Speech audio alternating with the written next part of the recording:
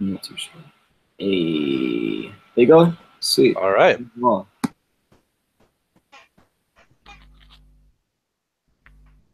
All right.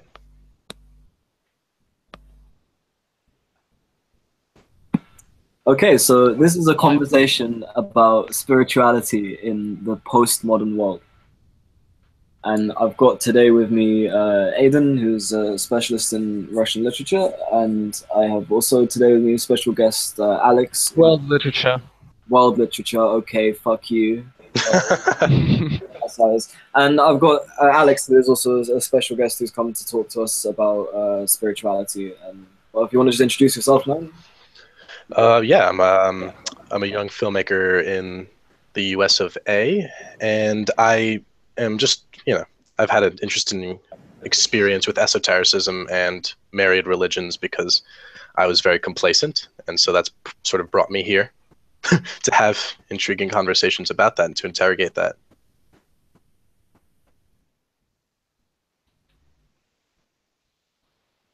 And what was your experience like? Hmm.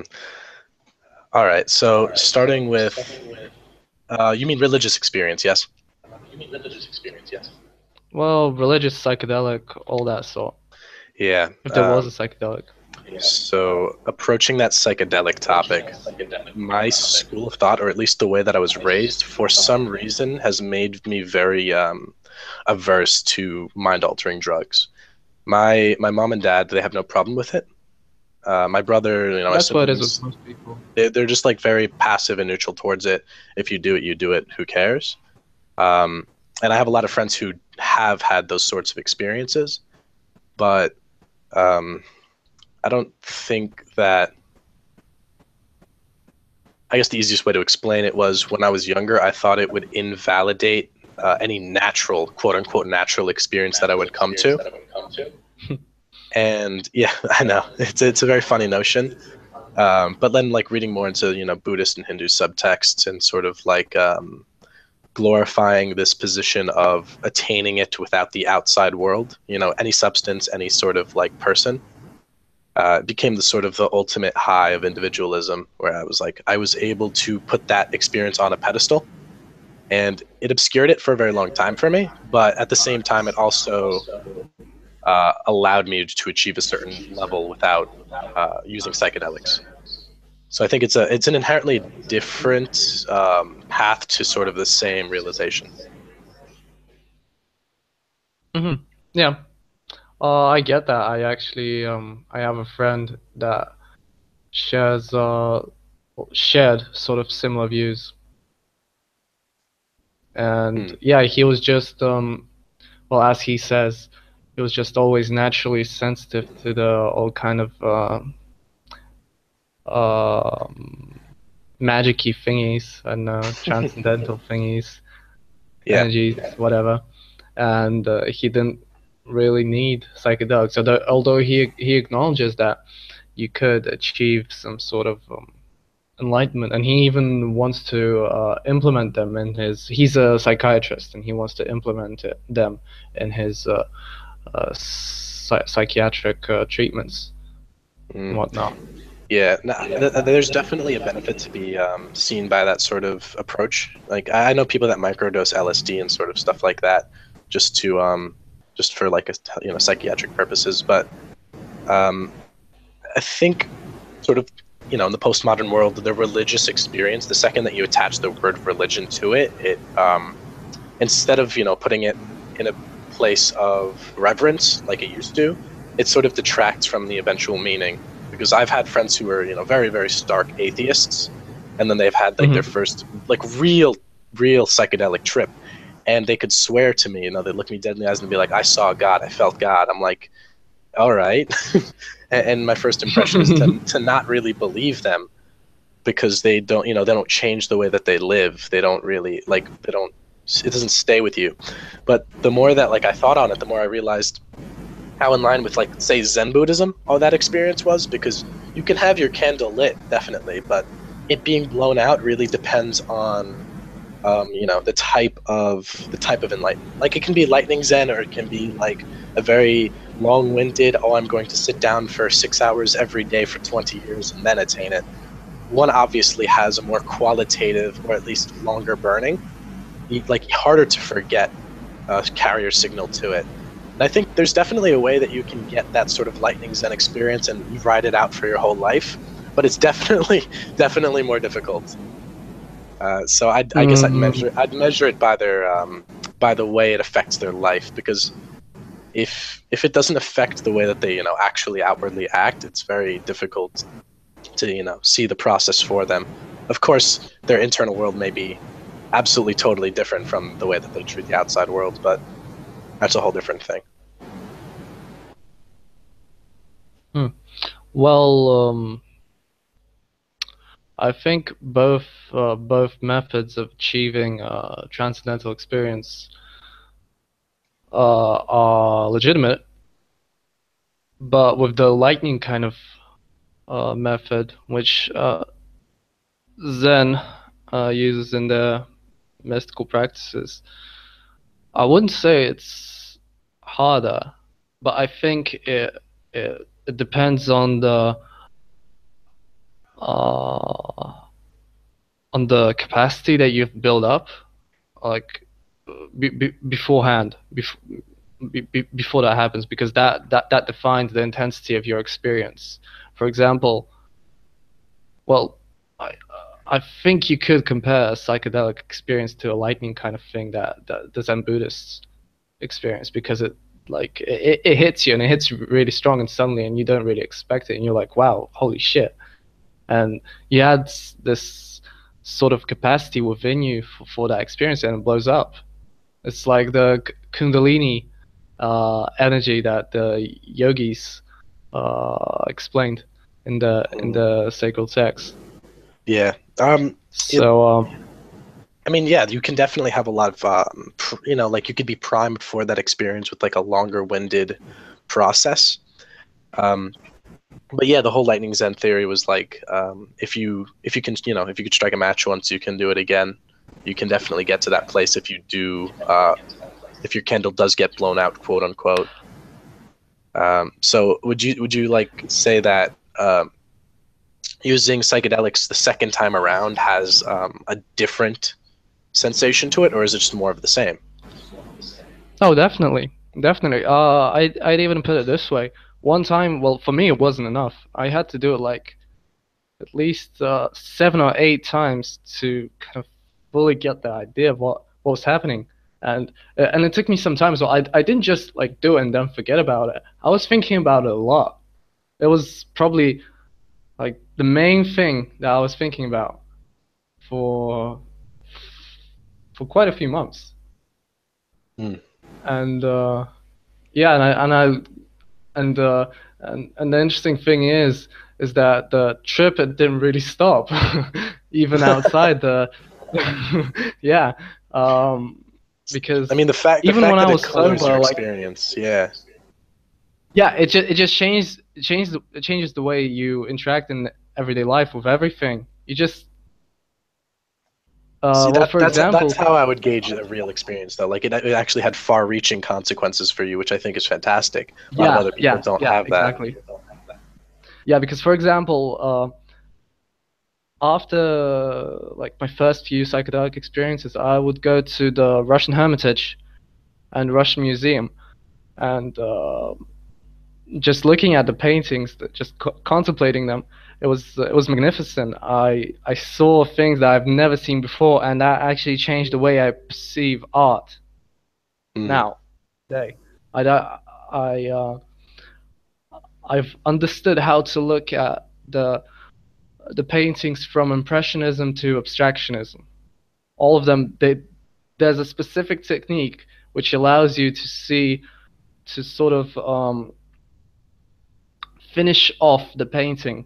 Like the artist, I assume that because they're always in contact, they're always like surrounded by art, visual art, their eye becomes trained and they see it differently than we do. Well, us being not professionals. Well, you're a filmmaker. You probably have some sort of eye training as well. Yeah. So you might understand me, and yeah, and that allows you to kind of and because of that, I think they didn't finish their work on purpose, so that when you would contemplate it, you'd slightly finish it and tweak it with your eyes. Yeah, no, there's And it definitely becomes really something there.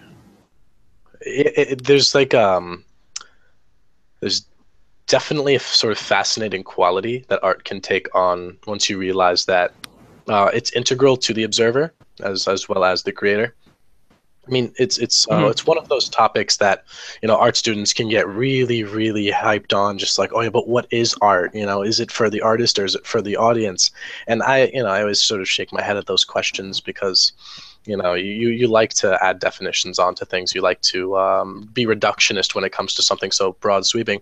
But the way you talked about, you know, being literate with art is really important. I mean, there's when you read signs and symbols and imagery, you know, that plugs into a lot of different things, especially early on with religious symbolism and religious imagery, and the way that art sort of played a role in those things to bring someone to an experience. And right now, I'd say that people are more literate than ever when it comes to art, especially with film and with music, because, you know, you're exposed at such a young age, where you kind of have to treat the layman as an expert, because let's say I was talking to my 4-year-old cousin about something, and they're like watching this movie with me, and they're like, oh, this is a flashback, right? And I'm like, you know, this person's 4 years old. I'm like, do you even know like what that means to go back in time mentally?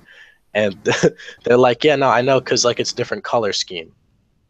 And that kind of just blew me away for a second, because they're already sort of, you know, hyper analyzing these images that they're receiving. Well, they're forced to. Yeah, they have this exposure, whether or not it's forced exposure, and I think it almost takes the place of sort of, I wouldn't say religion or church in a way, but it brings someone to an experience almost in the same way that forming a community and trying to have a shared vision does, right? Our shared visions nowadays are, you know, shows. People can, and where I'm from, people freak out about this show, you know, Game of Thrones or Stranger Things or all of these like really fancy, elaborate, you know, $1 million sets and famous actors. And this is something you talk to people about, you know, passionately. Yeah, like celebrities this is, you know, are like gods. Yeah, absolutely. You know, you see a painting of you know, let's say Hermes or Zeus, right? Those were like the celebrities of the stories written about the gods, and now we have like a sort of actor who reaches across time and space to participate in different stories, and we sort of elevate them to this status. But the main difference is that we can meet these people in real life, and it's almost always underwhelming. And it's the magnitude of their greatness is significantly lower than of the gods of the archaic people. Like it's they're pretty much they're average people. So, they are. Kneeling to them, I mean, well, mentally isn't. I don't think that's a very good indication.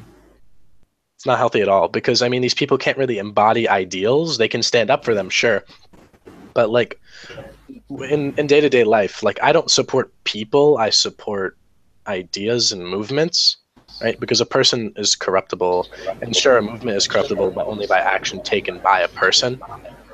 You can, if you subscribe to a person so wholeheartedly and you sort of stand by them and defend them, your identity changes by their whim.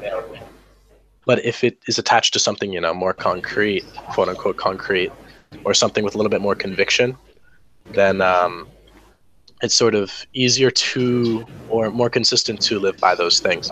I've never really met a person who's idealized a fictional character or a celebrity and it actually have a positive effect on their life. But I've met people who, you know, look up towards fiction, like really fantastical religious imagery and ideology and symbolism, and be like, "This, I need to bring this into the real world," you know. I've never met someone who said, "Oh, Harry Potter, if I bring that into the real world, it will have like, good consequences." Well, I think you haven't met that because, well, correct me if I'm wrong, but in America, lost the tradition of reading the grades. I mean, TV shows are usually purely entertainment. They don't really tackle the grand ideas, and there's definitely an excess of like worse material. It's sort of like, I think by virtue, you'd have like 1% of stuff that's like the grades, and the more stuff that's there, the larger the 99% becomes. So there's just more stuff to wade through. But if you talk to people in America about, say, Interstellar, right? This movie Interstellar, or other really fantastic movies that try to push the boundaries, a lot of times it doesn't really communicate to commercially successful. So that's why industry tries to stray away from it. But people that have become really rich and famous and are their own producers and sort of rise above it, they start to take their art more seriously because they're not indebted to the system that made them huge. So it starts off with sort of sort of debasing yourself with this. It sort of starts off with the new Blade Runner. Yeah, it starts off with sort of debasing yourself with lower quality images and sort of playing to the tune that everyone wants to hear, until you can come out of left field and totally like take them by surprise. So when it comes to America with the movies and music industry, you kind of have to sneak it in there. And I think that's the best way to describe it. You sort of sneak in those larger messages and those broader contexts and like those real deep experiences, so that but make them implicit. Is that what you're saying? Make them what? Implicit. Yeah, pretty much. It has to be able to be read multiple ways. That's why people like sort of love the vague art. But yeah, in line with like the new Blade Runner, 2049. But wait until we get to Blade Runner. I just wanna finish the. You've said a few interesting things about how art impacts people and how they how you've never seen anyone like copy some I don't know, some figure, some character and it become, I don't know, something good. What was I gonna say? Oh, you remember what Oscar Wilde said? That it's not art that replicates life. It's life that replicates art. What do you think of that? For me, it's always held some sort of like sort of similarity between what came first, the chicken or the egg, because I mean those facets to me are inseparable. But no, I do agree with an aspect of that statement. It's just, I think my relationship with that response, or at least that viewpoint, has sort of matured because of conversations that I've had with really good friends, where they say, these characters, these people, or the philosophers that you read, you should never take them into account during the present moment action, but they should be benchmarks that you look back at to compare your actions and your results to. Because if you keep them in mind at that moment, or you try to imitate art, it will either cause a hesitation, or it will make Don't you think that it influences your behavior on a subconscious level? So you don't even notice. Yeah, absolutely. There's no way that it really can't impact you, but I think people that are consciously striving towards that, right? Like they're trying to control. They're being pulled in two separate directions, really. The goal is to get your subconscious in line with your conscious action. But a lot of the time, people aren't genuine enough, or at least intellectually honest enough, to pull themselves in that same direction. And people fight each other more often than not. I mean, people fight themselves more often than not when it comes to that. So yeah, if it influences you subconsciously or unconsciously, most people are what? Most people are in a constant fight. They're always incongruent within themselves. Yeah, that's definitely one of the basic understandings and tenets of, let's say, tarot decks, which is one of the esoteric things that I like to reference sometimes. A lot of people think it like reads the future, but it's more about talking about like major archetypes. But yeah, the chariot was sort of like the thing that steers you in your life. And in every single deck, there's always two horses, one black horse, one white horse, or like two columns, one black column, one white column, and just talks about how the goal of the individual is to lead those in the same direction or try to steer them so that they pull the same right way.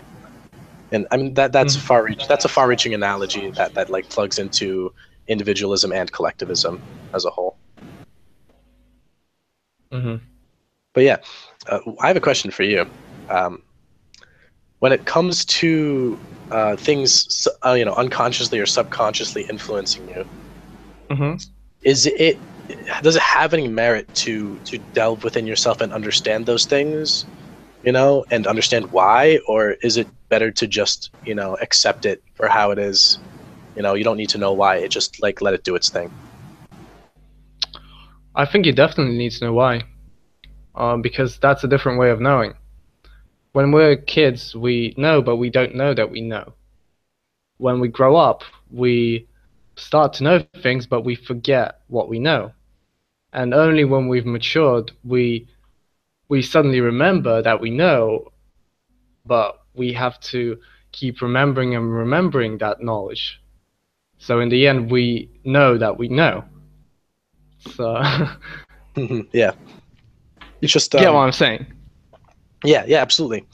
And the way that topic is held by different cultures is pretty much like the determining aspect of like who self is, right? Because the second that you get to that part of I'm going to analyze my unconscious or my subconscious, the terms keep changing nowadays for like schools of psychology, but let's say unconscious. I think there's quite a clear distinction. Well, at least to me. Well, yeah, no, absolutely. I get you, but people like to use the words like interchangeably, and because of that, at least in the academic sense in the United States, the unconscious, this word subconscious doesn't mean anything anymore. It's unconscious mind, which means that there's sort of no way to get access to it, which I think is really flawed. But I understand where they're coming from, at least to try to simplify things. But when it comes to the human psyche, simplification has destructive effects. Yeah, it does. It does, because it tends to distort things. Things are usually quite complicated. Well, yeah. they could be in the complexity. It's good to keep it simple. It's hard, but it's possible.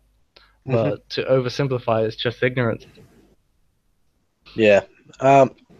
So you say you should delve down and understand those unconscious aspects about yourself, because if you know why, and the whole aspect of it, it's sort of like a reunification of self, right? You're bringing the whole entire thing back to its center. Yeah, but it's a different way. It's a different way of knowing. Yeah. All right. So it's a more complete way of knowing. So let's say from the Hermetic position, the unconscious mind is not so much a facet of yourself as it is a facet of the collective human race, and sort of you're tapping into this vast well of experience and knowledge from all of the past human life on this planet, right? Like there's like, it's way more far-reaching than why do I do what I do. It's supposed to be like enlightening about like why does everyone act this way, or why is this part of like the human psyche hurt, or why is there a need to run off and do something new sometimes and like escape. There's these urges that humans have that people think, oh, it's just part of the unconscious, but it's part of the collective unconscious. Do you think that those are like just constructs that have lived on long enough to leave an impression, or do you think it is sort of self-imposed and it's purely, truly up to the individual?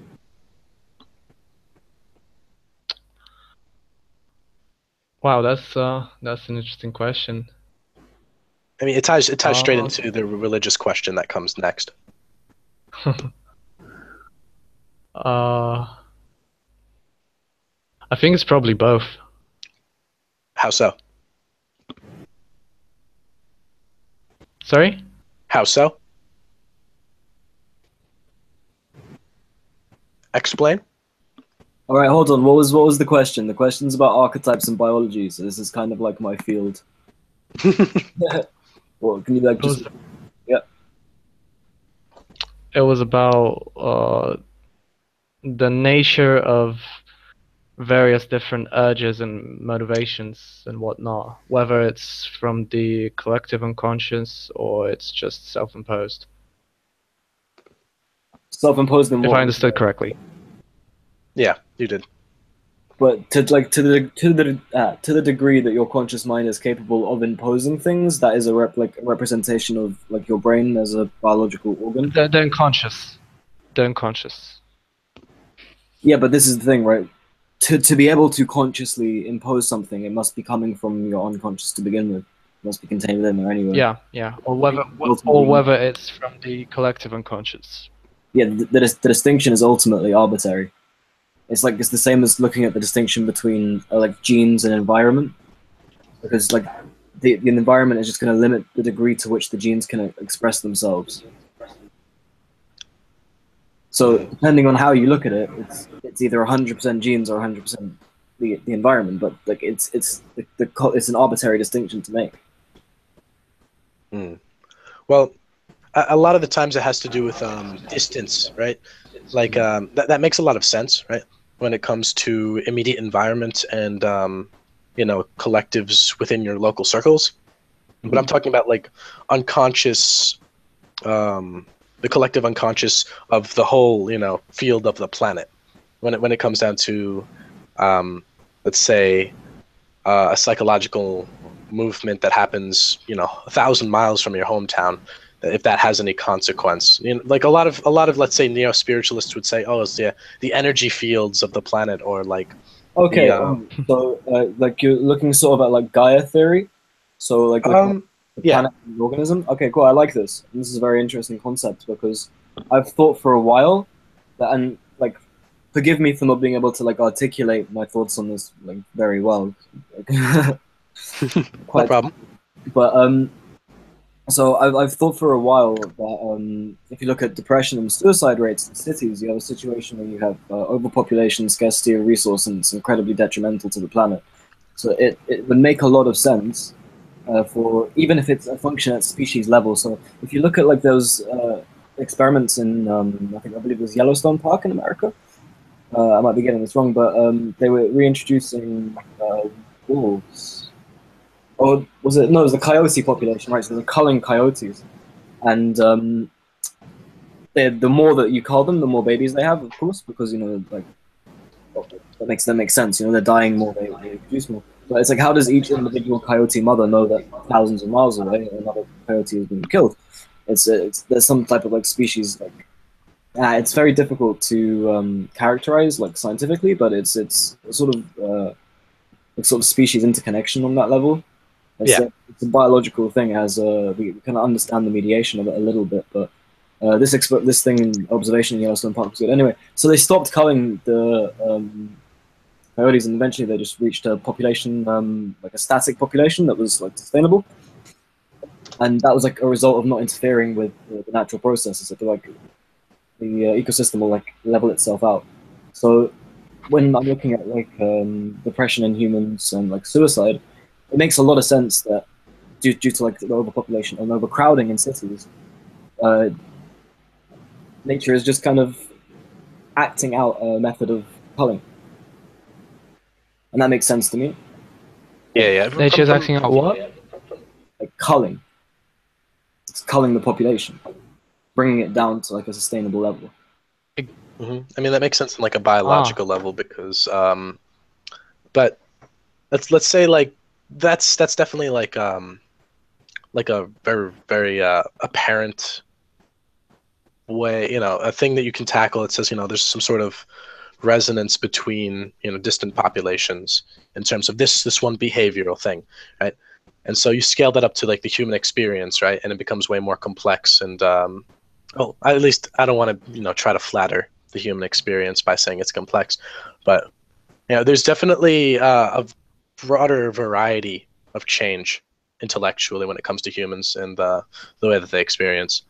So do you think that there's a way that this plugs in sort of to the abstract or the realist, like the religious or the spiritual or the psychedelic experience?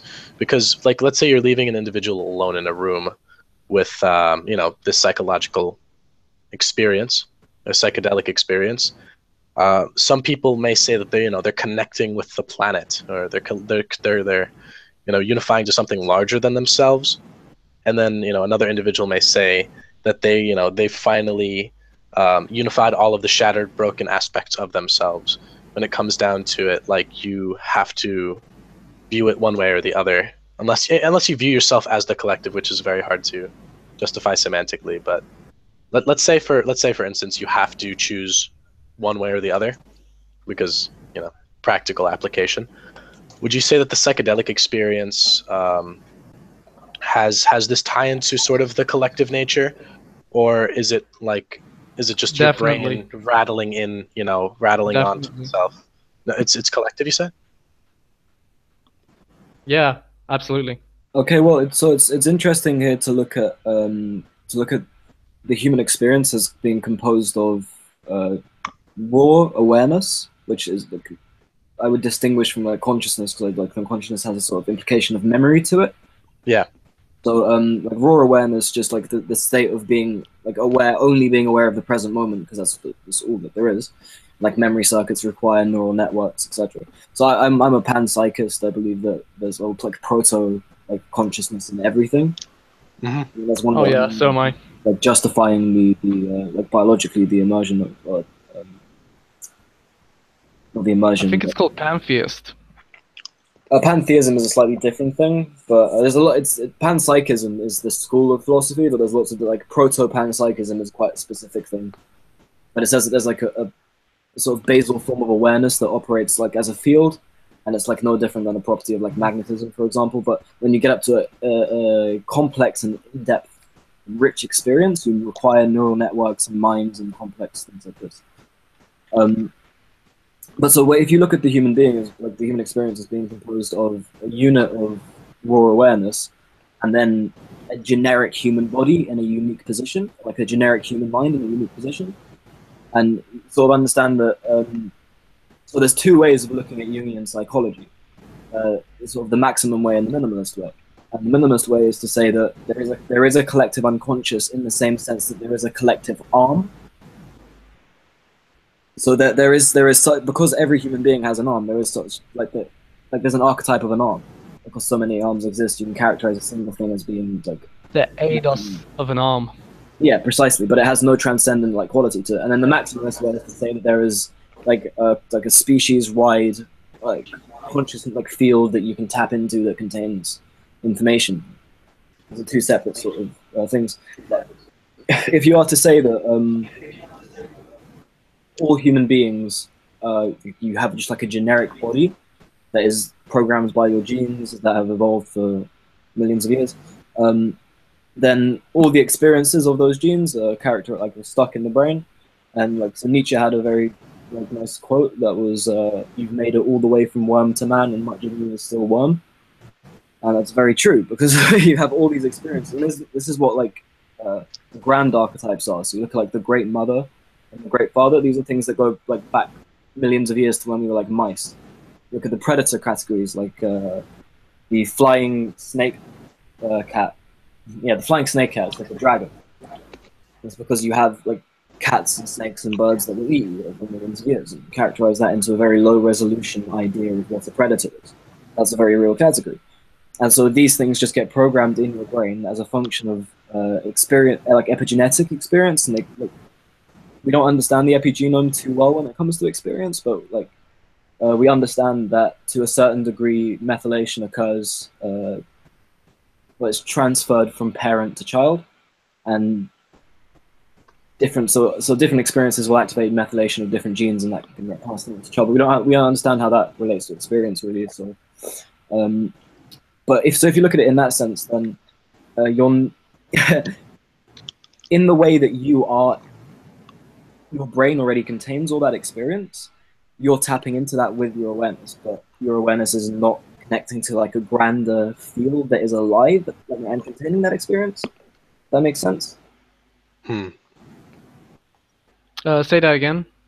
So you have like a generic human brain that contains all these experiences that go back millions of years to the beginning of when like, memory started to occur, and you have an awareness of that, and you're aware of like senses, like just sort of sensory input from the brain, like sensation in general.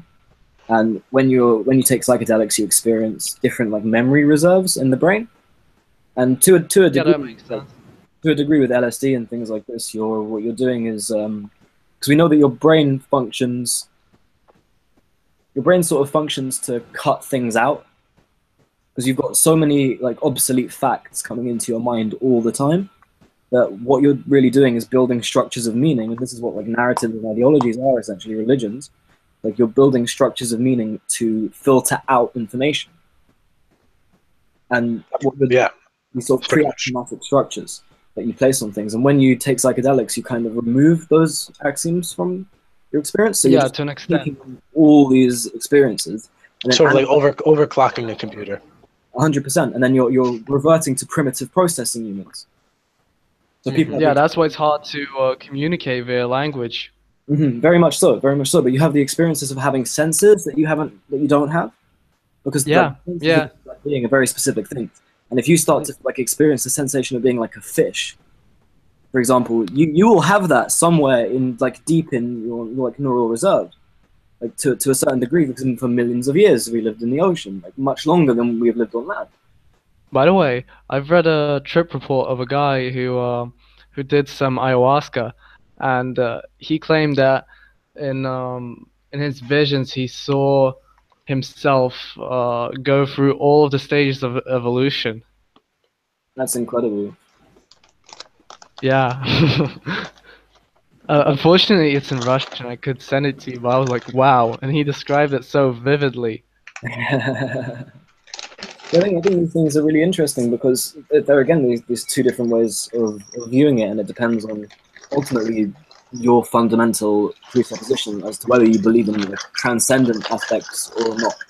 Yeah, I mean, so you know how you said there's the basic human, fundamental human brain, and then you're imposed on top of it, and so when you have these psychedelic experiences, you're tapping back into these things. I guess then my question could be retrofitted to say, do you think that these experiences can also tap into more current sort of experiences of the collective, or does it have to be sort of determined by how your DNA formed your brain and all of those things that carry along with your ancestry and all of the other past lives? Like, it can't be a very current modern sort of collective experience. It can be. That's how it was for me, at least, almost every time. It had some sort of intrinsic meaning that usually only I could understand, like a synchronicity sort of meaning, if you know what I mean. And usually the reality tended to change under my influence, under my previous experiences. Well, I mean the experiences that had a big influence on me that were not too long ago. All right. So and there were recurring themes in all of my experiences. Recurring things, like for example, every time when I was on acid, after the end of the trip, first it felt very apocalyptic. Like every time I felt like the world was dying, and two, there was always a really fucking heavy rain. Like like it was crazy. There'd be, and it would get really windy, and it felt like there was I sort of helped the collective unconsciousness. At least that's how I interpreted it. Go out, like release all the repressed feelings and thoughts and emotions and all of that energy, and it kind of went into that. And this is the first time I told this to anyone, to be honest. Well, I mean, thank you for opening up about it, because it's definitely very fascinating, and I can only imagine like the full body experience of that. You know, past, yeah, it was fucking past crazy at first. Yeah, because there's like it's a full, you know, vivid experience, and when it's translated to words, obviously you lose a bit of something. But I have a decent imagination, so it helps. But I guess getting back to the main topic, right? Of sort of, you know, in the postmodern world, this Right. getting to these experiences or interpreting them or seeing their role in the greater scheme of things. It's all of these things. A lot of people feel guilty about explaining these experiences that are totally unto oneself, because we've sort of devalued these personal experiences because it is so highly individualist at this point, where it's just like, yeah, well, imagine if every single person had one of these stories. You know, it sort of makes it difficult not just to explain it in terms of words, but to actually interest someone. Like, a lot of people I know would roll their eyes if you wanted to explain to them, you know, that you saw God. And I'm guilty of it too. Like, one of my friends who said that to me, I was just like, yeah, okay, yeah, tell me more. Like, because, you know, you ingested this chemical or whatever. But that's looking at the face value of things. And I think in the postmodern era, this sort of face value corrupts a lot of the meaning and the value that can be put onto these things. One of the questions that I sort of wanted to ask you guys was, are you I guess it's going to be easier to make the connection if you know this reference. You guys know Star Wars, right? Yeah, of course. Okay, so there's this whole sort of like argument with people in the fandom where they're like, oh yeah, well, the Force is created by these microscopic organisms called midichlorians. Right? You can read these midichlorians if it's a high midichlorian count. You can use the Force a lot. If it's a low midichlorian count, you can't use it that much, right? And so it becomes this quantitative thing instead of some cosmic energy that gives you this, you know, telekinesis and special abilities, right? And so the way that I sort of approached it was, what if, you know, these microorganisms were, you know, feeding off of this cosmic energy, and they're not the ones producing it, and so you sort of mistake these microorganisms for the thing that causes it in the first place, much more so like how people confuse, you know, certain chemicals in the brain for being responsible for an experience instead of it being sort of the carrier. Or how they think that the brain is your consciousness. Exactly, Is what exactly. produces consciousness. Like a lot of people can point at something and say, look, it's doing that, you know, but it can all be sort of just our faculties not being, they're just being too short-sighted, right?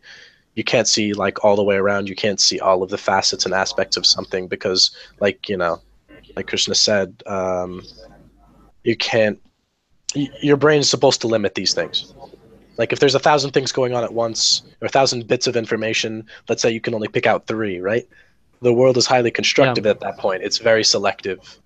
And so yeah. do you think that Exactly. the sort of philosophy that, let's say, like, do you think the mindset that these microorganisms, or like, say, the brain should be the representation of consciousness? Or do you think it should be seen as sort of like an antenna for something that's I think receiving? it should be seen as an antenna. So how would you go about explaining that to a person, like in the everyday? Like, how would that really, like, how would you get them to say, okay, yes, this is relevant to me? Because it is, but it's very hard to convince them. Well, something that I don't know. It's I'm struggling to that's what I've been thinking about for the past few months, I guess. Because I don't know. It's very difficult to, well, to be honest, it's difficult in general to have dialogue with people. You don't really have dialogue anymore. It's just ego spelling. Most people aren't interested to look at something differently, to even commit the slightest bit of effort to change their viewpoint. They don't fancy that notion. They prefer to sit in the same spot, sit in the same place, and but even if you find someone that is willing to listen, and it's I don't know, it's very difficult. It's very difficult if the person hasn't had any sort of transcendental experience. For someone that has, it's easy. Like he intuitively knows the same thing that you know, and like you don't even have to cover all of that. You don't even have to go through So all just the effort unspoken to truths. explain this and that. Yeah. Sorry? So yeah, those like sort of unspoken truths that help you bridge gaps in conversation where you don't have to like explain it, the definition of Yeah. every single word you go over to make sure there's no misinterpretation. There is this gap that you bridge, and Yeah. with when it comes to like sacred texts, right? This is the meaning of faith, where you're not going to have like a perfect absolute communication, but making that jump and making that connection is ultimately up to on the individual level, right? You have to be willing to open yourself to that experience. And us, as you said, like, you don't really see dialogue happen anymore. It's just sort of egos battling it out with each other to justify their positions that they hold right now. I would suppose, or I mean, I would even make the argument that it has a lot to do with the devaluation of the religious experience, because of sort of the inaccessibility of it. It's not branded for the people of this age. It doesn't have the right, like if you talk to people about religion, most of the time you'll hear the word boring used.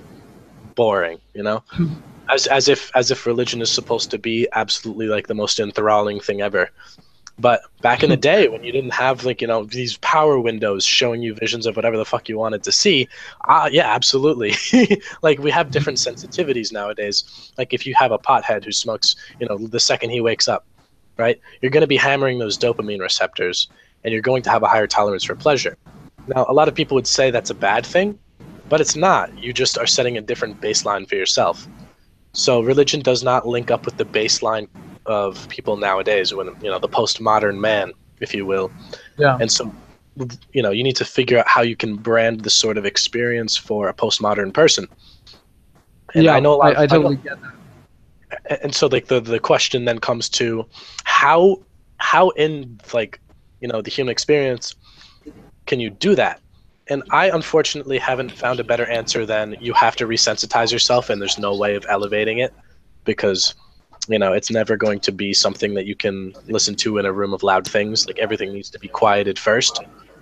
But there's some part of me that holds out that you can make the experience larger for people. Like you can scale it up, and you can translate this religious experience to the modern or postmodern man. Well, I think there's two ways to do it. To an extent, of course. Of course, yeah. Buddhism, because most avid materialists, they're more or less tolerant for Buddhism. Well, because it's not very it's not exactly a religion. Yeah. I mean, in its core principles. And give out free psychedelic drugs, and give it to a crowd of people, and just see what happens. Like, and hope the world doesn't destroy itself. I think that's one of the most interesting points to tackle, right? Is let's say you are to have this whole crowd of people, and you're supposed to attach some sort of like transcendental mindset to it that's marketable and palatable, because Westerners say, oh, Eastern religion looks so new and shiny, might as well try it. Because the branding of Western religion and having like a king godfather is not really appealing to anyone. At least, not in my circles. I don't find any issue with it, actually, but I know a lot of people that just have an averse reaction to it, like bodily averse reaction. Yeah, Like they just yeah, don't want yeah, to I talk get about that. religion. And so, you make it easier to swallow, right? You add a little bit of sugar of, oh yes, well, the universe is one, unified conscious entity that, is benevolent and wants the best for, the experience. And so you can plug hedonism into that a little easily. Of course, its ultimate reality shouldn't be plugged into hedonism, but it's you can introduce it into an environment that has those beliefs and it won't immediately get rejected. It's more like Yeah. you put an organ into someone's body and after a long time they sort of start to reject that organ. It's more like that because fundamentally it doesn't have a super like crazy issue, but after long spans of time you'll see that it's not congruent.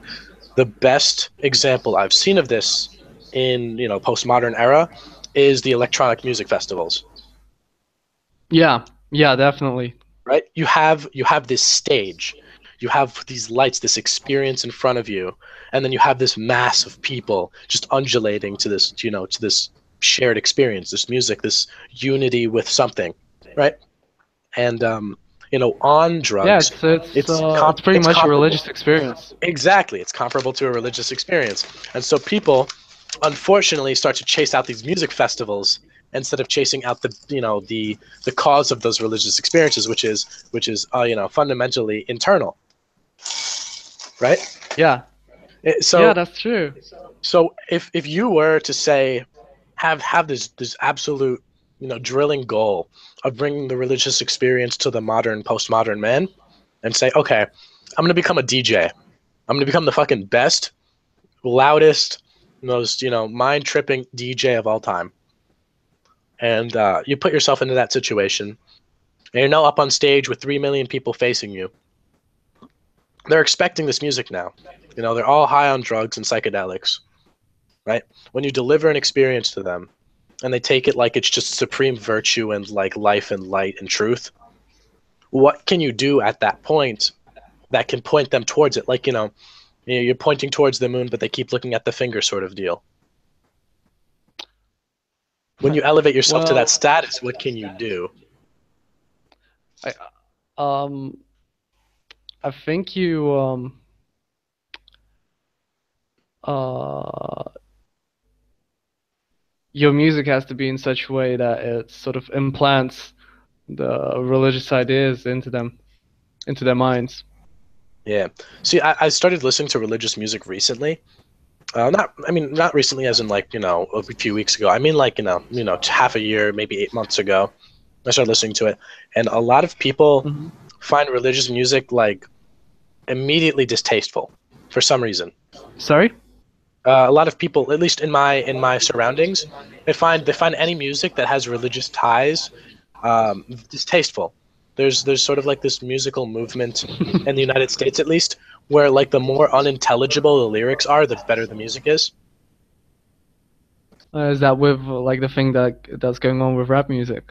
Oh yeah, that's definitely a great thing to point out. Yeah, rap music is supposed to be one of these sort of spoken poetry, like very very context rich musical arts, right? You talk about like politics or like your experience with the socioeconomic status of yada yada, right? You talk about identities, you talk about this play of form, and then you get down to it, right?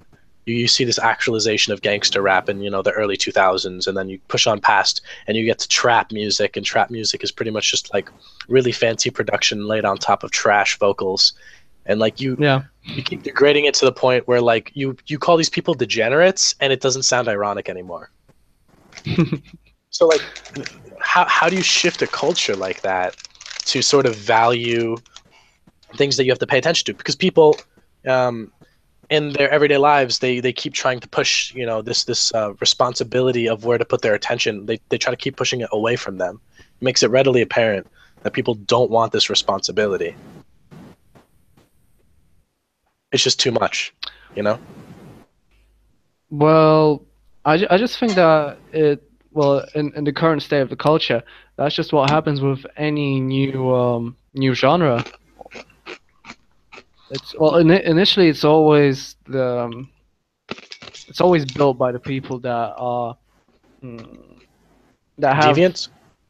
yeah Yeah. Okay, that's fair. That's fair because, let's say early on, jazz music was like the new genre in classical music, and classical artists were like, everyone who likes jazz is a fucking drug user, right? all of them do psychedelics, and they all smoke weed, and they're terrible people, right? And then I jazz don't got think sort of psychedelics back then were like the thing. It was the 50s and 60s. Jazz music was introduced in the 20s, 30s. yeah. So like they'd say they're just all drug users, they're all degenerates, right? They don't appreciate the classical stylization of real Yeah. art, quote unquote. And then jazz music has all of these great composers come out, and people are like, okay, jazz is like respectable. And then out of jazz you cut rock and roll, and everyone's like, holy shit, rock and roll. You guys are like absolutely completely open about how you guys are fascinated with like this different types of culture. And then rock and roll starts to like sort of own that space that society made for it, and they're just like, yeah, sex, drugs, and rock and roll, fuck you. Like, we're just gonna fall into this space that you made for us, but we're gonna own it, right? And then rap music takes it like one step further, where you have these people, and they're completely based off of self-supposition. Like, I have lots of money, I have lots of bitches, and if you keep repeating that and you have a good producer, that becomes true, sort of deal. So electronic music, I think, can be taken to the side of these things. Like, I feel it's different from these movements, because it's not about content, or at least context to the content, right? It's sort of a removal from everyday reference. Like this music, you can show this music to a person 1,000 years in the past or 1,000 years in the future, and they don't need to really be explained the music. But if you give someone, let's say, like, Yeah. some Notorious Big or like Eminem or some rapper, and you give it to a person, 100 years ago, they'll be like, I have no idea what this person's talking about. All of the references go over my head. Sort of, it's almost like when you're reading like religious text, like the Tao Te Ching.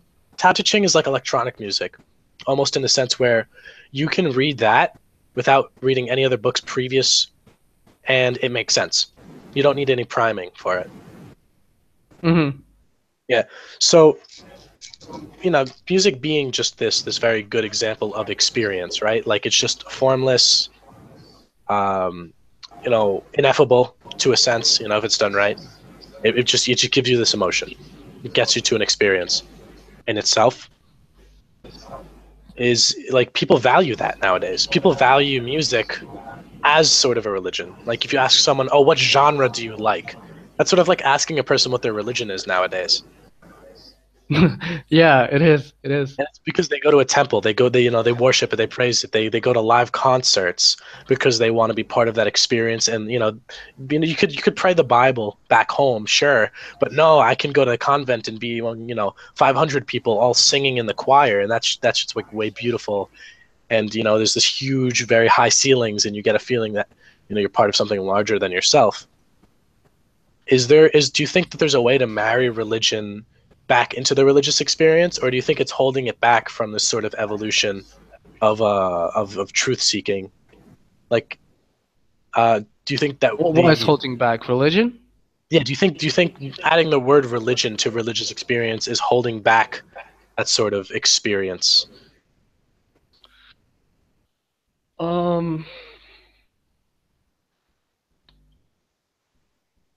Probably, yeah. Well, since people have analogy for the word, so yeah. It's because of the Judeo-Christian experience that people, and you have to understand that most people that despise religion, that they only know Christianity to like in a moderate level, and they don't know anything about other religions, and even Christianity they know superficially. I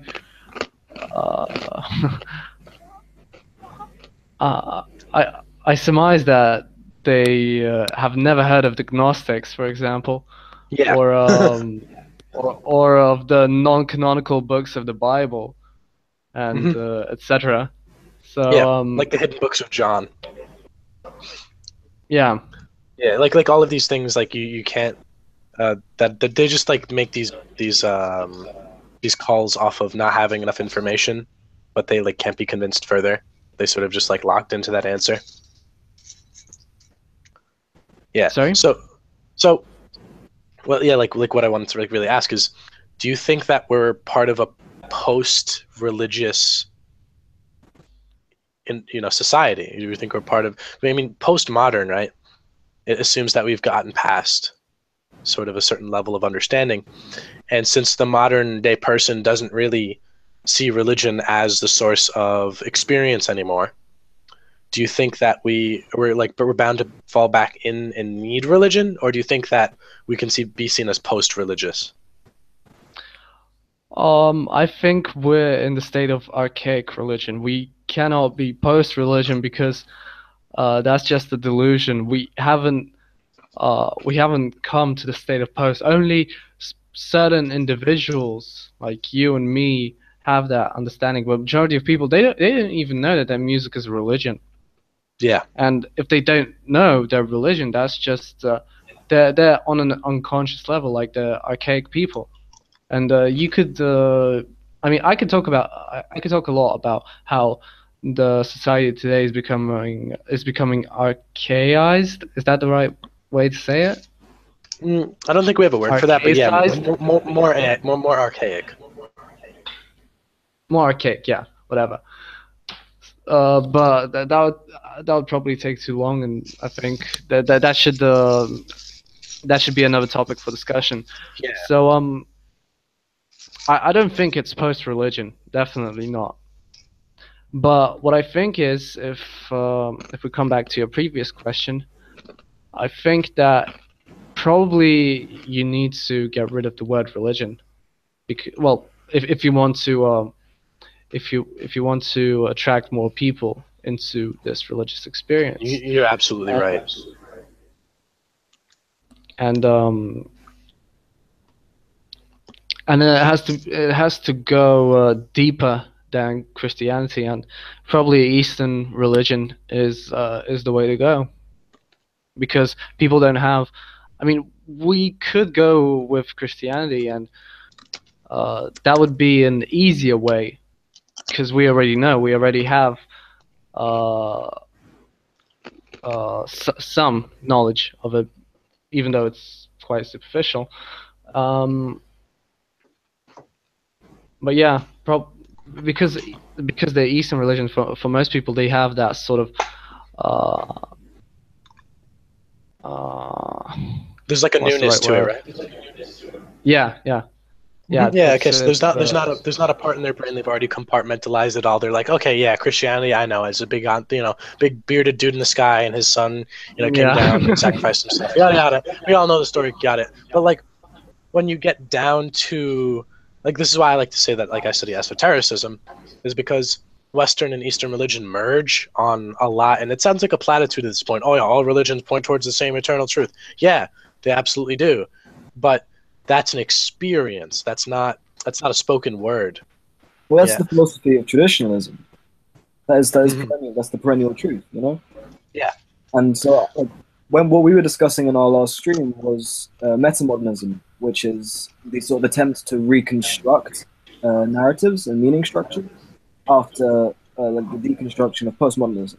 But it comes, in my opinion, from quite a rootless approach. Whereas the traditionalist approach, or the perennial approach, it's like a comparative approach almost. But you see the validity of all traditions, and esotericism is an example, because it is essentially a practice of traditionalism, where it's not like sifting through, but you're analyzing religions and drawing from the text the things that are common, like a common thread through. Yeah. And I think I honestly think that's the way to move forward, to go back in a higher... Reanalyze what we already have. Precisely, yeah, most definitely. Yeah. So, thank you for bringing that up. I mean, that makes from a person who's read a lot of esoteric texts, I think that cause can definitely be pushed, but it comes down to the relationship that people have with the religion in the first place. because like when I introduce Gnosticism to someone, right? Like people that know me like in depth, they know that I'm a Gnostic, and then they the conversation always comes up, what you mean agnostic or agnostic? And I'm like, no, Gnostic. It's totally a separate thing. They're like, yeah, how so? And I'm like, well, like, it comes down to the, the realization that we are inside of God's consciousness. Sort of Godhead is like, can be this manifest thing. There's all these esoteric texts that try to verbalize it, but it comes down to the experience, right? And so when you give these people these esoteric texts, it's almost as if they're rediscovering something. Like they have this really intense, internal feeling like maybe I shouldn't be looking at this. Maybe, there's some sort of hidden secret knowledge to it. And that's what esoteric really, means, sort of like outside of the sphere of knowledge of common man. And so you need to sort of, you need to give this sort of carrier frequency of it being, it's always been there, but everyone's ignored it. And like people love that. They eat that up. They're just like, holy shit, like I could be like way more cool than the other guy because like, truth staring him right in the face, and I'll know it and I'll be able to like, point and laugh. But the second that sort of esoteric knowledge is, you say this is the way forward, immediately I try to think of what happens when it reaches that threshold of 49%, 51%. Like if everyone knew about the secret apocryphon of John, and that, Jesus and God came back down to John after Jesus' death because he started to doubt. That's crazy. Like if you hand that to a person that read the Bible, this is like Bible 2.0. And and it takes on all these abstract new meanings that are very, very plainly written. Like you can read it and be like, oh shit, that makes sense. I don't need to know all these crazy references all the time, It's something that is readily accepted because it uses sort of this new vocabulary, but based on sort of the same color, the same like carrier frequency. Like it feels familiar yet new. But like how would that experience change for someone once people, I say I'm a Gnostic. Oh yeah, my neighbor's a Gnostic. Yeah, he's a cool guy. Like if it becomes like a regular experience for people, I feel like it will be devalued. But at the same time, it's never happened. The common folk don't know all of the deepest parts about a religion. That's why a lot of like certain religions try to keep them secret, is because they want to elevate it to a status of like value. If you talk to a Mormon and they say, I went to go do temple work and we'll do all these secret things, you can do the secret hand symbol at the gates of heaven and you'll be let in. But if you don't know that secret, then you go to hell. Like that. That's like a really, really barbaric way of making sort of an esoteric like value system. You'd like this idea of it not being known to the common folk. But when you talk about Gnosticism or Hermeticism or alchemy, these things are not hidden by societies. These things are not hidden by institutions. They're not hidden by individuals. They are readily available to anyone who wants to read them. The reason why they're hidden, because in their nature they don't attract a lot of people. They don't exactly be hidden. Exactly. Which is so beautiful about the whole thing in general. Because it draws the right people. Not only does it draw the right people, it's sort of when you've passed that threshold of becoming a sort of aspiring superhuman transcendental thingy. Yeah. I don't know. You sort of emit that energy as well. You attract only the right people, and the wrong people, they don't even look at you. I don't know if you've noticed that, but if you sort of I don't know, convince yourself or set your mind to it that you're sort of this, I don't know, this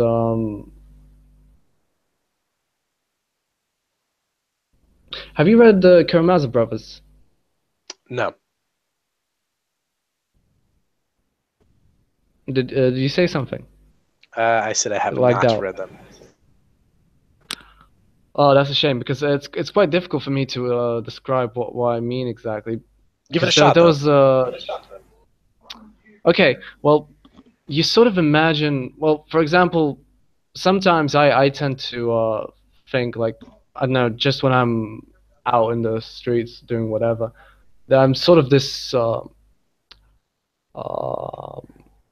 invulnerable, stalwart force that nobody can harm, nobody can touch.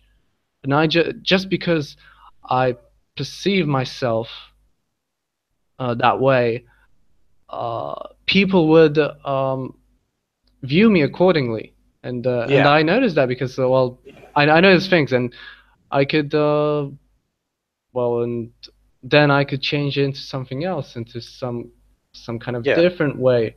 I try to admit myself, and I'm conscious that my image, the way that not only my image, but the way that I view my image, it tends to shape my image. Yeah, absolutely. There's parts of it that like a lot of it would go to someone's head if they're uninitiated, but to you or me or some other person, it would be sort of an explanation of, oh well, it's necessary if I want to do this. Like it's not to set myself aside from the common folk, but to embody this thing that otherwise would be unattainable. Like you need to make the conscious decision to do that, or else it's not something that's readily accessible, right? Like I understand what you're talking about when you say like you try to embody this sort of like stalwart, like impenetrable, sort of invulnerable thing, and the world sort of reacts to that because there's a confidence that comes with this idea of I have knowledge now, or I have some experience. And people that know, and people that have that knowledge, they notice you, and you notice them as well. Yes. I've had a very interesting exchange with someone who we were sort of doing this sort of back and forth, just to like see if the person actually knew, if they were just fronting. And it came down to him being like, "Yeah, just trust me. Just follow and walk with me and talk to me. We're gonna talk to people along the way, complete strangers, but you and me are just gonna have this conversation for like 10 hours." And we do that. He knocks on my door at 10 in the morning. Stop at 8 at night. But we end up in like this forest, and we continue to talk about these same subjects. Like along the way, we'd shake people's hands and be like, God is with you. Bless you. There's something special about you. We can see it in your eyes. And he says that to literally every person because he believes it. Mm-hmm. And I started to like sort of see what he was doing. I wanted to see if he was like disingenuously playing mind games with these people. But he just wanted to like sort of point to that aspect of like this day can be different. Instead of every day where you go to work 9 to 5, there's going to be some random ass kid who looks you straight in the eye and says God is still there, like waiting and listening, and you can do great things. And you sort of bring that experience to people. But the sort of bodily sensation that comes with the decision to be that way is very important. But it comes, it's like a false bravado, but it's like the placebo effect. Like that it works, and that it might not have a completely tangible basis, but because it works is the reason why you do it. Mm-hmm. Yeah. So you're saying that you can like attach that to a specific knowledge, yeah? Yeah. So for yourself, what was like the first thing that you saw? You like, it was you felt it, and you were just like, yeah, this is what I need to do. This is like the right application for knowledge. What do you mean?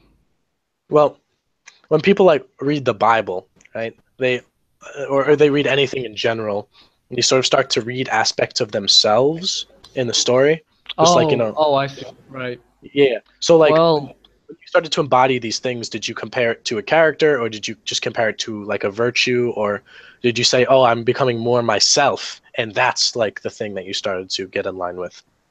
No, I just read novels, and I read in the novels I read a lot about myself, and it so happened to be that usually when you read books, when you read fiction, all the books that you read, they tend to come at the right time if you approach them intuitively.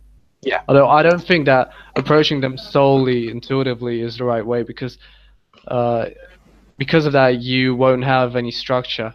Because I study literature, I understand that if you're studying literature, if you're not just casually reading it, you have to have some sort of structure. You have to study the authors, the historical context. You have to do it chronologically. You should avoid missing out. Like if you know that an author is influenced by a wide array of authors and he has a lot of quotes and like etc. etc., you should probably beforehand read like all the shit that influenced him and then go to him, and so on. Like there's well, once you get in, you kind of know that. But yeah, it was mostly it mostly started with novels, and then like I didn't really read a lot of religious books. I wouldn't say I did. I mean, I read the Bible when I was a kid, but I wasn't very conscious. Although when I reread it, I was like, holy shit, I knew all this shit. I mean, it was all implanted in my head.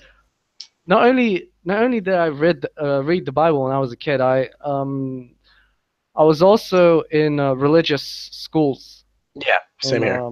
Same Two here. religious primary schools, and like all of the biblical stories, they were played out in the school theater thingy and Yeah. whatnot. So yeah, I remember like when I read it, I was like, I remember all of this. Why did I forget it? Where did it go?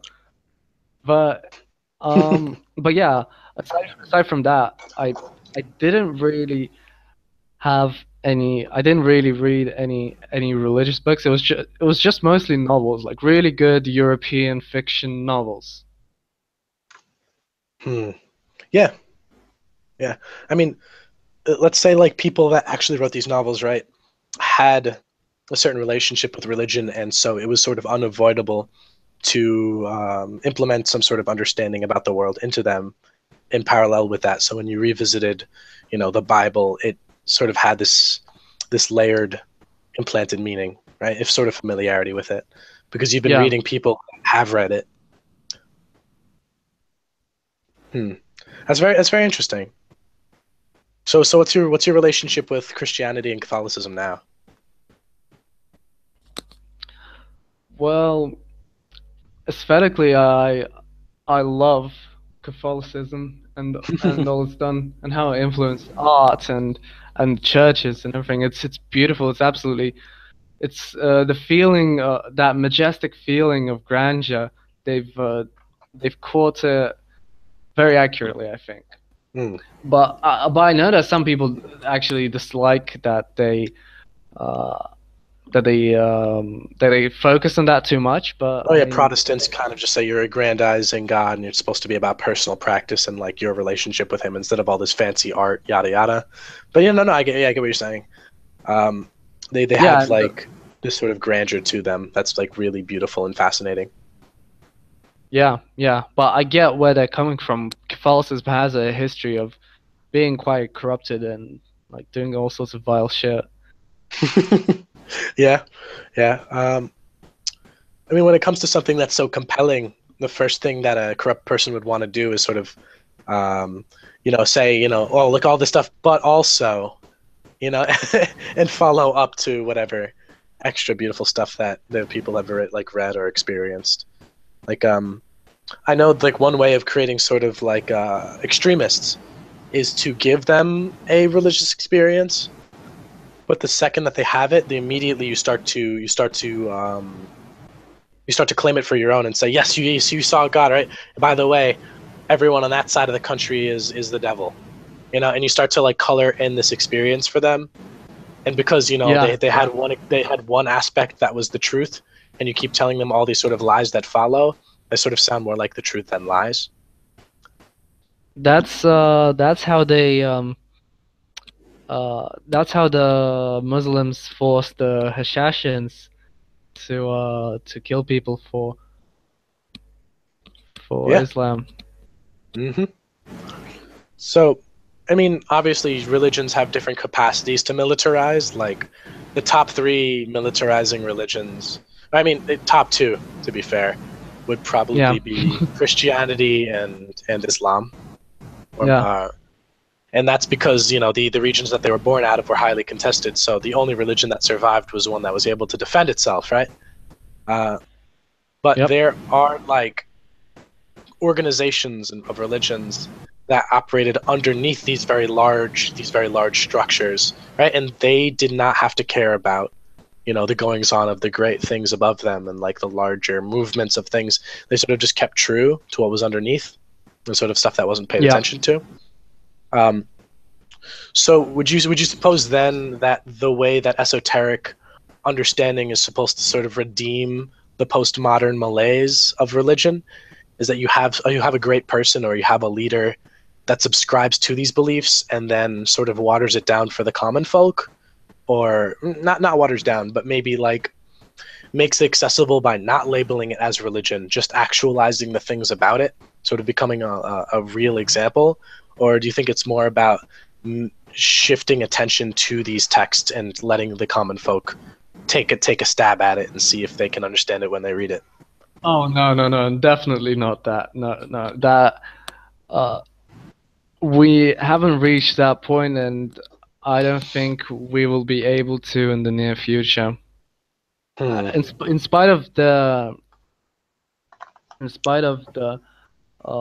higher level of education of the masses compared to I don't know, say 100 years ago, 150, it's significantly higher. It's actually quite amazing. The nature of their way of obtaining knowledge hasn't changed, and it actually only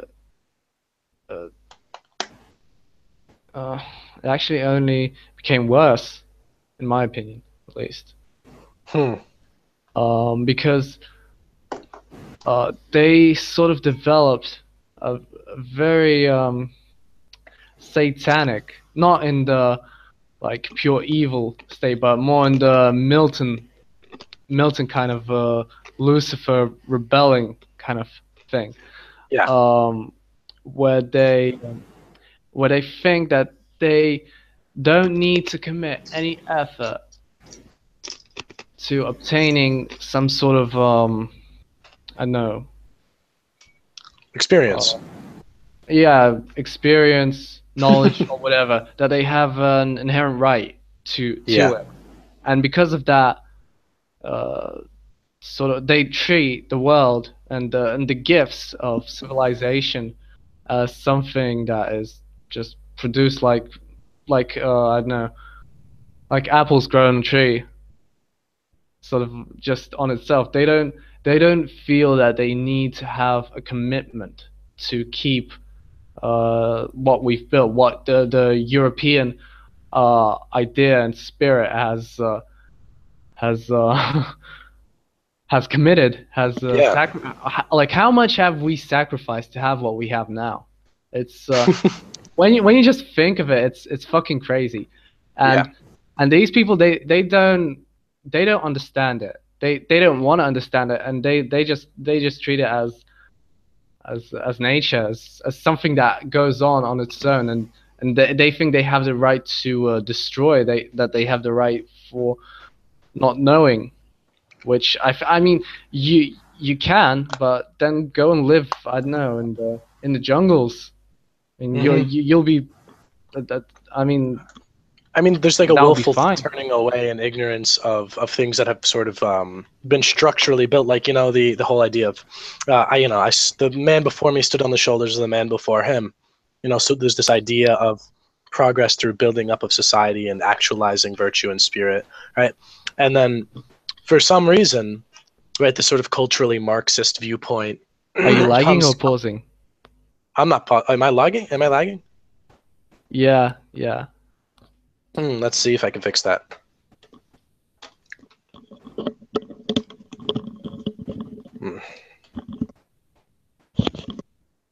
How about now? It's fine. All right. You'll have to talk to see. All right. So the what I was saying is there's this idea of sort of a very basic understanding of ancestor worship, where you recognize that sacrifices that are made before, and all the things that are to come. It's like you're standing on the shoulders of the person that came before you, and the person to come after you is going to stand on your shoulders, like you have a sort of responsibility, right? So the things that have already been done. And then, you know, relatively recently, we've come to this sort of culturally Marxist understanding that, oh, well, no, technically it's not progress. It's just a different way of doing things. And so the second you set all sort of truths equal to each other, it's the whole direction sort of collapses and you know, coalesces back into all these like very small subgroups of people that have their own best interest in mind instead of actually to sort of transcend. The sort of main point of that being, when you set things equal to each other, it like perfectly on a scale, like, you know, ideologically speaking, you could say, oh yes, well this religion is no better than this one. To the individual that has, you know, a very displaced identity to begin with, they'll have no reason to choose one thing over another, and you'll stop sort of building up that progress. You won't stand on the shoulder of the person that came before you, because you won't see, you know, reaching up towards that truth to be the only way. You know, there's this idea that going against it is like great, and all the things that they've done beforehand, whatever, that's just the way things are now, right? But you're absolutely correct. They don't understand that these things will collapse. These foundations will not survive if people don't realize that all the things that were built up beforehand, they were built under the belief and the actualization of that there is a responsibility there to everything that came before. So like when you look at these really old churches, you know, like these beautiful stained glass windows and sculptures, like it inspires this awe. You're like, what could have driven someone to make these things? But for them, it was completely natural. For us, you know, you look at modern art and you look at the types of books that we write nowadays, and they're completely inconsequential because we feel like we can ride on the coattails of the people that came before us. We can ride on the coattails of the people that came before us. Like everything good that's already been done, so let me just live out my life in hedonistic luxury because, you know, civilization has been dragged to our doorstep, you know? So how to the postmodern person, how could they push the envelope further? How can they say, you know what, no, it is my responsibility. I'm taking the mantle back up. I'm going to... Well, probably we start by changing the word modern and postmodern because, well, think of it this way. Because I've come across it recently when I was reading a book. It's called The Revolt of the Masses by Jose Ortega I don't know how he's pronounced in English. Ortega y Gasset. He's a culturologist and a philosopher. Well, it's quite a good read. So if you're interested in like some culturological historical analysis of how we've come to the rise of the masses, I suggest you read it because it's really good. Absolutely, that's on my reading list now. Sorry? That's on my reading list now. Absolutely. So he says it's really weird for us to call time modern, or well, he didn't he wrote it in 1929 and he died in the 50s. I don't remember exactly what year. So he didn't postmodernism came after his death, so he didn't witness it. Yeah. But he witnessed modernism, and for him it was a good sign that started to call our time modern, as if we as if all of our previous experience doesn't even matter. So maybe we could start by changing that, because that name implies that we've reached a sort of totality, and I think that's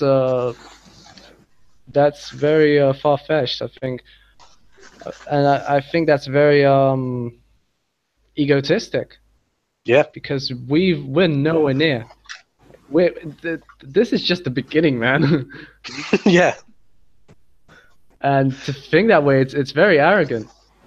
Like you have to be very, very supercilious, and that's what most people are. Again, but that's the consequence of the mass of the mass archetype that is thriving today, which doesn't really allow any room for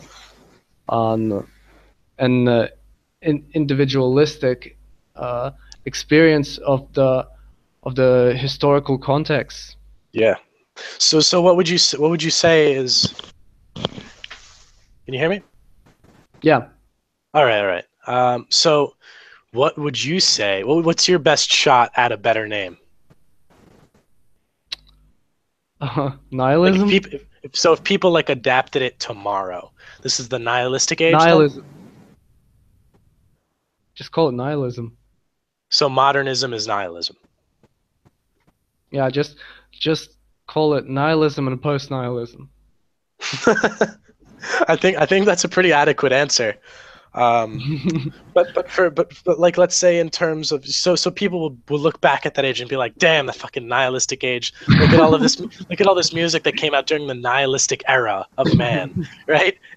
And you'll see like a sculpture that's literally just a boulder worth $29 million, and you'd look at like strippers becoming like music artists and twerking on stage and doing all this crazy stuff and be like, yes, this is adequate. This is humanity rejecting its nature and being like nothing matters. It's good that you pointed that out, because that would be one of the toughest problems that we will have to we will have to solve, because, well, for most people, a negative experience cannot be positive. They view it purely negative, and they don't consider it as part of themselves, as part of their experience. What I've come across is, well, initially, when I started to go through the process of individuation, was that I felt a very strong disdain for people, for the common folk. Yeah. Folk specifically. I mean, naturally. And it was very difficult to overcome it. But then I had a sudden realization, which, well, was due to not due to, but was also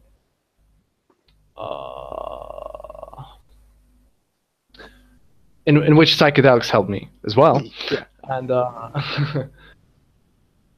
I realized that the decadence, the feeling of decadence and nihilism and degradation, it's there, and I have to accept it. And that was the time when I read Julius Evola, and he said that, well, the book was specifically, Ride the Tiger. The book was specifically, yeah, that's a good one. Yeah, made for people like us. So, yeah, you see society is literally like a bloated corpse, and what do you do about that shit? Like, just go with it. He says, just ride it out, just whatever. Yeah, that's what he says, and he says that you should transform the negative energy into positive. You should use it, because it has tremendous power. Yeah. And that's what I did. Because, well, right after finishing it, I went to a rave and had this incredibly deep psychedelic experience, and it was fucking amazing. It was one of the deepest ones that I had, and just accepting it, it was such a relief. And I think that's what we should do. That's what our predecessors, or if we happen to if we happen to witness when the change of the terms will happen. Yeah, I mean, calling it nihilism, we should accept it, because it, like, let's say we take a page from Hinduism for a second, right? I mean, definitely.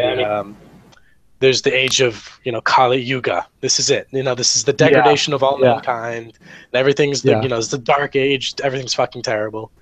And this is modernism. This is the time that we have been graced, We've been given by God to do what we want on the planet, and bam, it's the shittiest part of well, apparently the shittiest part of human history. But in a sense, Yeah. the degradation of all the foundations that have been built up, it's sort of like you're reaching the peak of the climb of the roller coaster, right? Like there's all this potential energy. We're sitting on so much potential energy that the end of the world feels like an explosion. But for, say, people back, in the beginnings, the end of the world would have just been, and then that was it. Just, trees and grass, and that's it. But for us, the end of this world scenarios are these explosive, catastrophic, like, world-ending scenarios where, meteor strikes or nuclear explosions or, great wars where people fight each other until extinction. And, this is like, because we've reached this sort of pinnacle, this momentous sort of peak, this apex, this, Summit. Exactly, this is the summit of the mountain.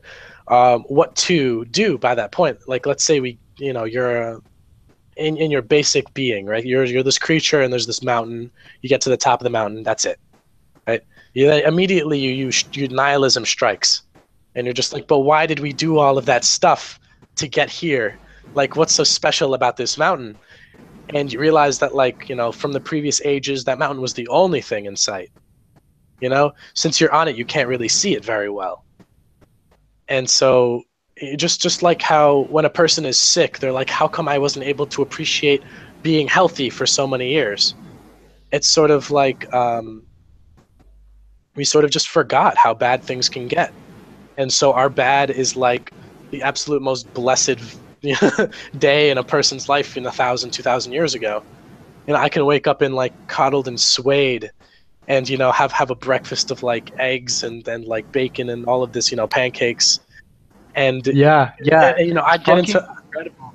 We have all of the food that we eat. They would eat at feasts. They would exactly for feasts. Yeah, and we just eat it every day. Yeah. It's just like we have reached and we this. still complain about it. Yes, a lot of people complain about it. Yep.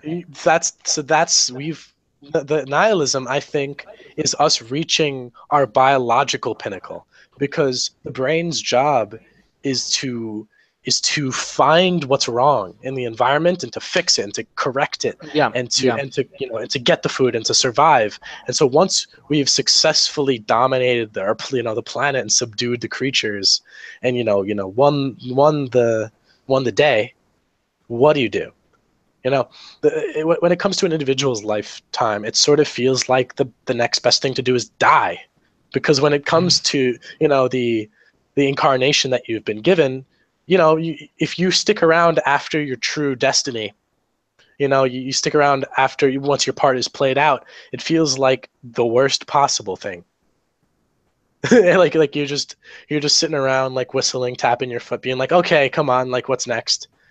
And there is nothing next, because we could say that modernism as nihilism is a conclusion to everything that's happened before. Like, I mean, let's say in the 1600s, to them it didn't really feel like a conclusion, like you can like look at the way that they wrote about history and the way that they wrote about God, and it felt like very much so that things were like sort of in progression, like it was a process.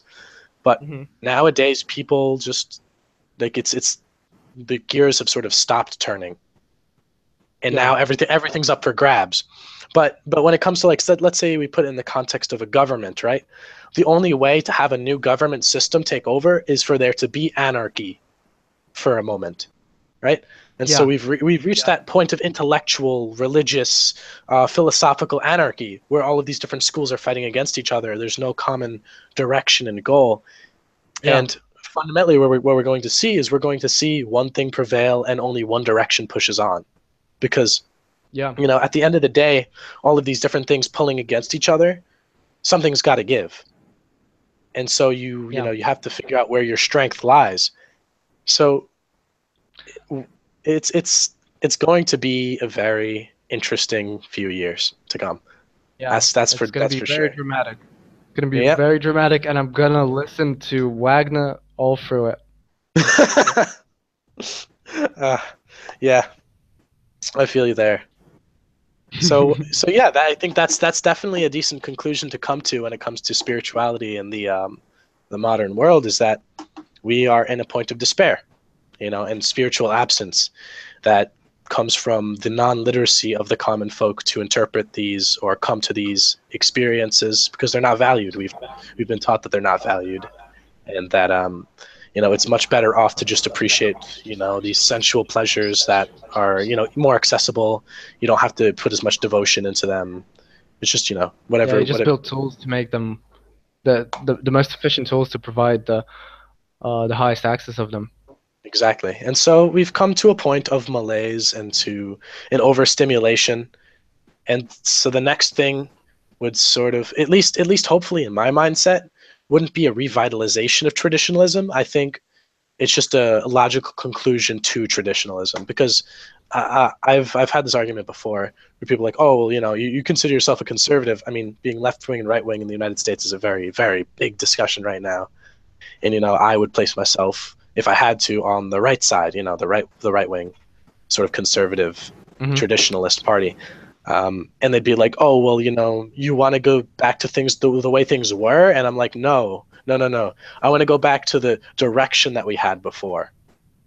The sort of drive and the motivation that people had beforehand. It's not saying like, oh, I want the 1930s, like whatever the way things were in the 1930s, just want to keep them that way. Nah, the 1930s had its own distinct momentum and flavor to it that, if brought to a conclusion, instead of hitting the wall of nihilism, making that sort of leap of faith, how would society be then?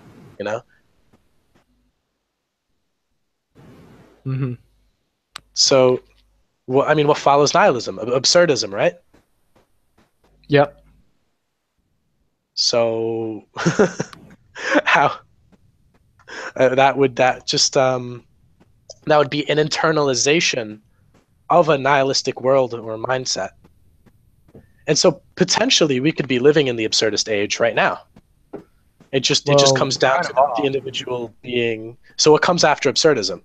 Is that the apex?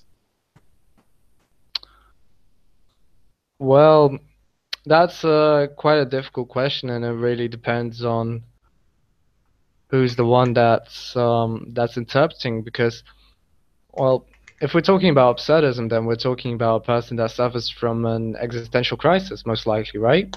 Yep. Society is definitely having an existential crisis. That's a fair assumption. Yeah. So most people with an existential crisis, they're extremely disorientated, and everything for them is kind of, well, at least in my perspective, is kind of twisted upside down. So well, first we find a way to cure them, and well, I'm not an existential psychologist, but there's probably numerous ways to do that, and I don't think that jumping into esoteric teachings is the right thing to do, because that could actually increase the absurdism that they're feeling. So like the way out of existential crises is, like, for the most part, would be sort of like a reevaluation of self and identity, right? Like you need a concrete basis. However, however prone and subject to change, you still need to take sort of a concrete stance at the end of the day. So what do you think is healthiest for humanity, or what do you think is more conducive to the progression? Well, history has proved that God is, as long as we stick to some sort of divine being that guides us, we're fine. We don't have that shit. So our identity has to be based around our Creator, right? Well, like we're built in His image. I don't think we should. The problem with Christianity is that Christians think that us and God are separate. Yeah. That he's a separate being that controls everything, and yeah. And I actually don't agree with that. I mean, even if you read the Bible, I mean, to me, it's quite evident that Jesus is implying that all of us, well, every human being has God within him, and Yeah. once that God is potentialized, we can become like him. I think that is in John, one of the, it's 14 or 13. I came across it today. It's quite interesting enough. We need to be idealists. We need to hold this thing above us and say this is the eternal truth. No, I absolutely, that's definitely a great conclusion to come to. So yeah, but the problem is, how do we do it so that how do we do it? Yeah, how do we do it so that people don't reject it immediately because of their materialistic, confined knowledge and understanding of the world? Yeah. I mean, the second you start talking about God, a lot of people stop listening. So I think Buddhism is probably the closest way of reaching that, because Buddhism doesn't need to talk about God. Yeah. You just have these meditative experiences, but then there comes a problem with the common folk because they're not really keen on meditating and experiencing the subtle sensations in your body and stuff like that. No, it's very difficult. I've had a very, very enlightening conversation with a girl that I know. I say girl because she acts like one. She's actually like 23. But the way that like the sort of conclusion came about in the conversation was, I've read all of the texts, I've done all the meditations, me personally, and so I ask her, I'm like, you call yourself, Mahayana Zen Buddhist. You aspire to be, to have Buddha nature and to reach the Atman and to actualize the spiritual properties so you can transcend reality. So how come, you're still doing what you would do every day? You still, no part of your life has really deviated.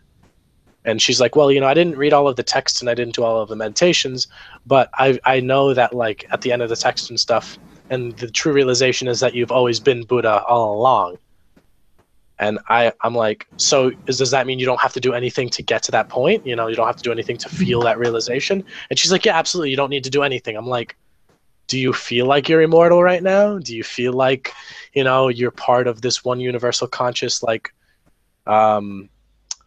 being that's like its inherent nature is to exist? And she would be like, no, I understand that. And I'm like, yeah, but understanding it and having the full experience sensation of that's the difference between following the religion and agreeing with it.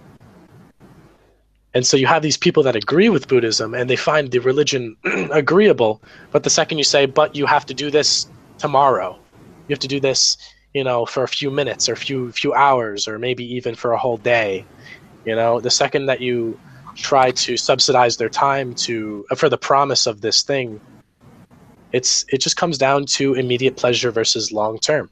Like they just don't see it happening in the future. So, risk versus reward, might as well go for the Twinkie in front of me than, potentially feeling like I'm God in 20 years, So you have to convince someone wholeheartedly that there's something at the end of the tunnel. Yeah, that's the problem with most people. Well, not most people, but a substantial amount of people that experience something of the likes. I know, be that psychedelic or religious or whatever. Yeah. They kind of intellectually presuppose that they've done enough.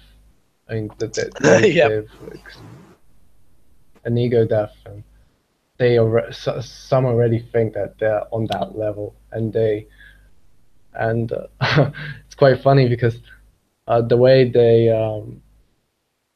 they think and the way they argue with you is that they constantly shift between the sort of earthly Aristotelian logic to the quantum and postmodern sort of logic, that everything's there's multiple meanings, and like you can be right, I can be right, like who gives a shit, sort of. Well, they don't say it like that, obviously, but whenever they feel like they don't have the the knowledge to argue on. It's a cop out. It's a cop out. Yeah. Yeah, they sort of just default to, yes, well, there is no eternal truth, so technically we're both right. And I'll be like, but you're wrong. And I'll tell you why you're wrong. And they'll be like, yeah, but you're just speaking meat sounds right now. I'm like, yes, they're fucking meat sounds, but like there's something beyond that. If there can't be anything beyond that, then the sort of quantum logic doesn't make sense at all either. The fact that we can construct meaning past something's base primal existence. I'm literally making meat sounds right now. Who cares, right? It's supposed to be transcendental in nature. When it comes down to it, any type of organized information system, especially with human art, is transcendental. It points beyond the thing that it is.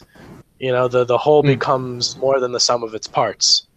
And so you see it becomes readily, but when you take this position, people that flip-flop and people that are not completely there, it becomes so apparent that they don't know what they're talking about.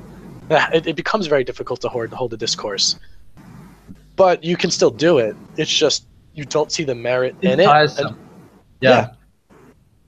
It can be very draining because you know that you can put all this effort in, and the way that they filter it out is nothing like you said.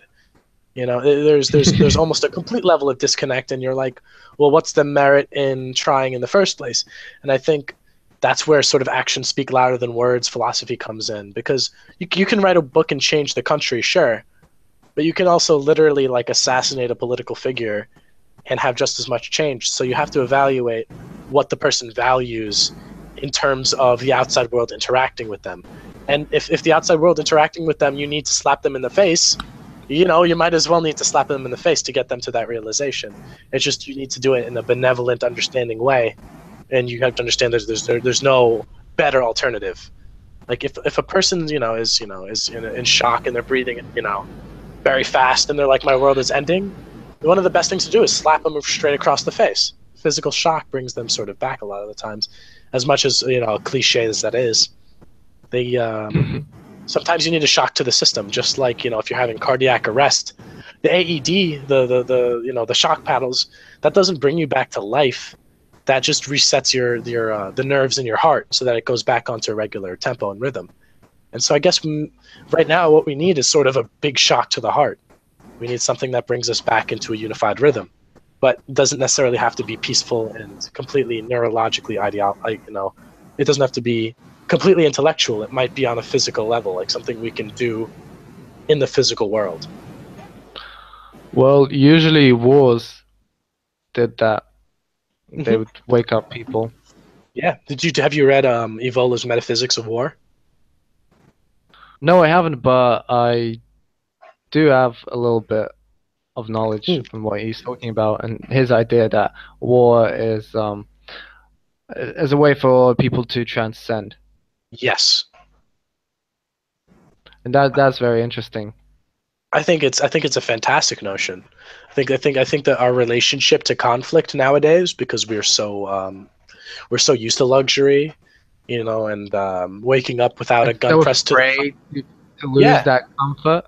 It's fucking sick. We will literally break down if some of those things are threatened. Like I have people in my college who, if their rights, quote unquote, are threatened, they'll be like, that's not fair, and they'll break down like children instead of actually prove that they deserve those rights.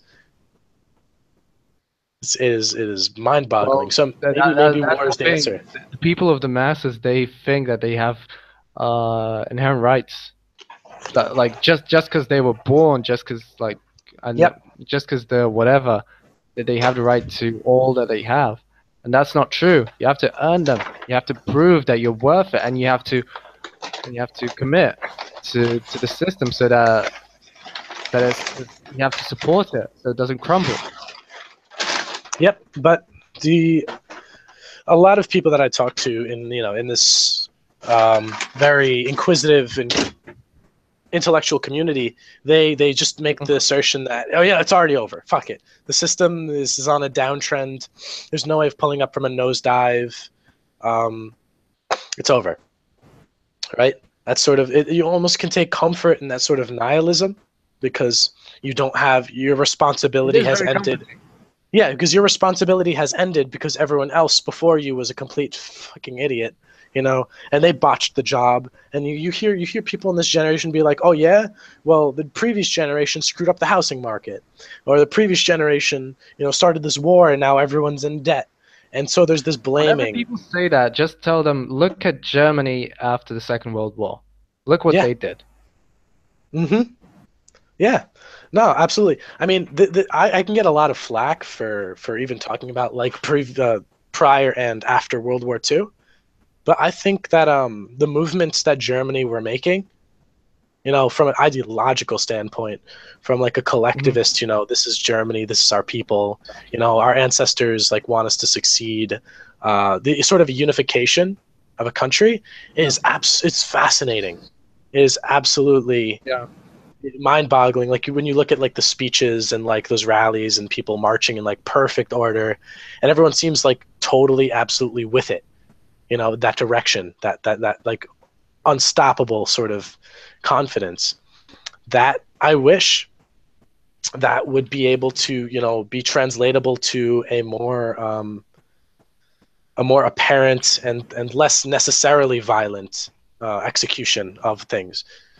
Like if you could get, Yeah. let's say, Russia to be like that and to love Russians and for Russia to be like, you know, we're a strong people, we should be proud of what we've done and continue to push forward. And every country thinks the same exact way, and they're not saying we're superior, we're just saying that we need to have our own interests in mind, you know, first and foremost, but we can talk, you know, politics and you know, right after that, you know, we're willing to discuss things, but first, you know, our first priority is to our people. That sort of reconstitution of identity within the country and within the within, I guess, the population. That sort of driving force is almost akin to a religious revolution. You know, you bring that experience to people, and they say they feel like they're part of a collective, and they have a direction and drive. And you could say God is on our side, you know, and the other side says, yeah, God's on our side, and you're like, yes, sure. And then metaphysics of war plugs in, and you realize that like if God's on both your sides, you might as well duke it out because like it's all for the sake of the greater good, you know. Like conflict is holy after that point because, you know, the reality of the situation is apparent in, you know, what however it plays out. You're okay with that, and you don't hate the opposition. You know, you don't have to hate your enemy to have war with them. You just have to realize, like, you know, from our standpoint, this is just what happens next. And that can be a point of concision when it comes to transcending like physical nature, is to completely play out physical nature without any resistance whatsoever to it. And that can be seen as barbarism, sure, but at the same time, when executed properly, it's also seen as like a very high form of culture. You just need That's someone. how it usually is. Yeah, That's how yeah, it usually is. It's just Germany's just a bad example. yeah. Well, there's a lot of issues with that sort of era because the weapons that were sort of brought to arms in World War I and World War II. It's just like we're sort of starting to play with these new toys, like we're toddlers, you know, civilization wise, and we've been you know given these huge toys, and we're just like, uh-oh, what happens next? So it's like it's a conclusion that we've come to. We've sort of started to fear weapons. We started to fear war. We started to fear death, and that's because we have this sort of upscale version of it. When we had swords and like chainmail and, you know, horses and arrows, It wasn't so frightening. it was not so frightening. But now you realize I can be sniped from 2 miles away, and you're just like, okay, reevaluation. Yeah, like you skill has nothing to do with it. It just has to do with tactics now, you know. And it's a little bit like scary because it's harder. It was harder back then for an unfair side to win. Like it was harder to cheat back then, but nowadays, you know, you can sort of weasel your way to victory very easily because of all of this extra stuff going on. So you don't even have well, America, for example, it doesn't even need to have any physical units. Well, not physical. No, I mean any people, any actual people in a war zone. It can just send its drones and they can kill everyone. Yep. That's like there's already a big distance. I mean, if back in days you would like slash a sword and kill a person and you'd see it with your own eyes, Yeah. then in the World Wars you would shoot someone from afar, and now you just press a button and you send a drone. You don't even see what's going on. Yep. You don't have to see. It's distanced out. You know, and I mean, even after that push the button sort of deal, I'm pretty sure, you know, in say 20 or 30 years, you're just going to be able to say it. You're going to say, I want that region's bombed, and the AI will be like, yes, commander, and be, you know, done with it. Like, you know, you say it and it becomes so, and that level of distance is so vast that you've dehumanized the target where it becomes inconsequential to you. Like, you know, there is no way of bringing metaphysics to that anymore. Yeah. Because there's nothing earned, there's nothing gained, there's nothing, you know, there's no transaction, you know? And so I guess the sort of progression can be seen as the worst possible thing for war to be seen as a sort of metaphysical gateway. So slashing that gateway, saying, you know, war is not the way for enlightenment, at least right now, because technology is not going to go backwards. Is there, like, what other access points do we have now? So yeah, we have the religious forum, which is highly unpopular nowadays. We have the collectivist forum, which is, you know, finding my community, finding my place in the world, and, you know, having this new identity and all of the things that go with that, like, you know, having your own clique, or, you know, your genre of music, or some person you look up to. I just feel like we're slowly closing off all of these channels to get to the realization. Like, it almost seems systematic in the way that we're losing touch with the capacity to get these realizations. Like, someone is slowly and methodically cutting off our access to these things. Like, even right now as we speak, where we have a level of distance where, and, you know, let's say even 20 years ago, we would need to be either in communication through letter, or we would be in the same room, right? Yeah. And only 35% of communication is verbal. The rest of it is body language. That's how you really communicate to someone, is to get them to feel the same experience to associated words that you're using. So, I mean, for us, it's not that big of a deal because we have a lot of things to reference, and we share a lot of experiences already when it comes down to it. But when it comes to convincing someone, right, the argument can be made that, like, the trying to change public forum and public opinion and the world, whatever, through the internet directly as an individual is almost impossible. You know, you're not going to be taken seriously. It's not going to be convincing enough for people. And even if it is convincing enough, the person can't look you in the eyes.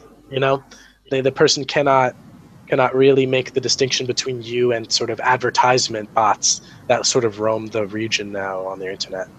So it comes down to, like, one-on-one conversations that really have the full impact on people, and then how that one-on-one interaction scales up to, say, government legislation. I think that's why politics have become so important nowadays, more so than ever, is because we've lost access to communication. And the only way to, like, really communicate things and get people interested is saying, I'm going to affect your life. Very paradoxical, because our communication has increased and yet we've lost access to it. Exactly. Ease of access means that we have to devote less to get it done. You know, you lose that effort there. And so you don't have to think about it as much. The effort and the thought put behind it is much less as well. Like, I think Twitter is fantastically like archetypal for, you know, graffiti. Like, you have these small messages, right? And essentially they're a person's way of possibly being seen by a large amount of people. But really, how much can you get done from that, right? There's never going to be enough space on a wall if you disconnect yourself from the statement to get them in a certain line of thought. Maybe it means something to them from an artistic standpoint, but a lot of people just take Twitter as, oh, here's my diary that people can read. You You just go back to like basics and just I had this food today, or look at the girl that was around my arm today, or but if you go back to people's diaries and journals, where you weren't like put into this public forum like you did not have time to prepare yourself, but back in your own journal or diary, let's say with the founding fathers of the United States, right? Like, Thomas Jefferson, all of his writings were crazy. They were absolutely, a lot of times they were groundbreaking. It's because these people had a lot of time to formulate themselves, and you had to put in a lot of effort, and you needed to care about what you were writing about for it to even exist in the first place. Right now, I can pick up my phone and I can type in a message, and it could be seen by pretty much everyone that I know, right? And that's because it's brought to them. If an experience is brought to a person, it immediately is diminished in value. If a person has to go seek it out, that's way better. But there's cheap ways of getting people's attention, and then there's real ways of getting them curious about something. And I think the best way to get people curious is to embody something, is to become the sort of role model, or to show them the actual applications and the realizations to be had by that. So it's weird when it comes to spiritual people in the modern era, right? Do these people actually lead spiritual lives? Like, do these people, if you put a hidden cameras all around them, right, and you didn't tell them about it, what would they really do different? What would they like? Because you hear about priests, diddling little kids, or you hear about pastors and like shamans and all these people. They they have fast food, or I don't know, they watch reality television shows. There's this level of regular old mundane reality once attached to these things. It just becomes like, who the fuck cares? Like, I could be that person. What's the difference between that person and me? We do the same things. And it's hard to see the sort of internal difference. Yeah, it is. Well, I doubt that's the case, though. I'm pretty certain that shamans or yogis, they wouldn't eat fast food. Just of how disgusting it is when you actually acquire sort of taste to food, to good food, to healthy food. Yeah, like you'd never choose the pale comparison. Yeah, once you sort of have access to the better stuff. I mean, yeah, honestly, once I've learned how to cook properly, and once I became a vegetarian, I don't really like cooked food for me, or restaurant food, or fast food, even vegetarian fast food. Yeah. Like, it's just I don't know.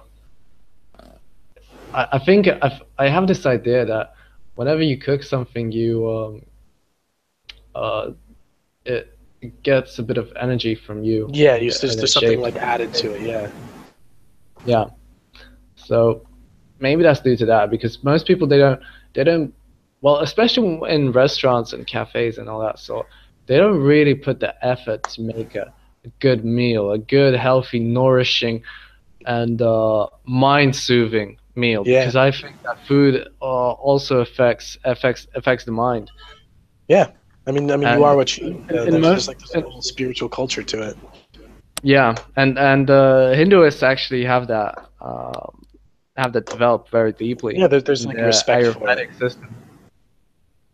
Yeah, but I mean, did you know that there's sort of like a sort of celebrity chef like ideal in the United States? Did you know that, or is that the same with you around the world? Like, if someone is, I don't. Okay, so in the U.S. we've got a few like celebrity chefs that are literally celebrities just because they cook really, really good food. That's it. Like, that's all they need to do. And they could be complete like nitwits and dorks, and like they have like no sense of style when they dress.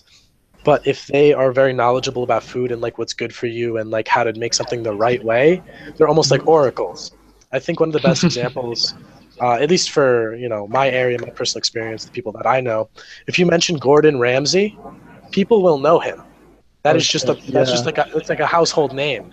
You can look up videos on YouTube, and he'll just be making like, you know, a food, and you'll be like, that's fascinating, you know, like that's so beautiful, and then you try to make it yourself, and it's just like it's not the same. It's because there's like a level of there's like an added level there that's not like that's not the physical preparation of the food that really makes it what it is.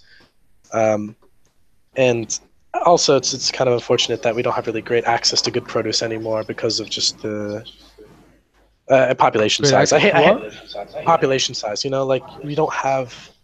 Do you have farmers markets near you and stuff like that?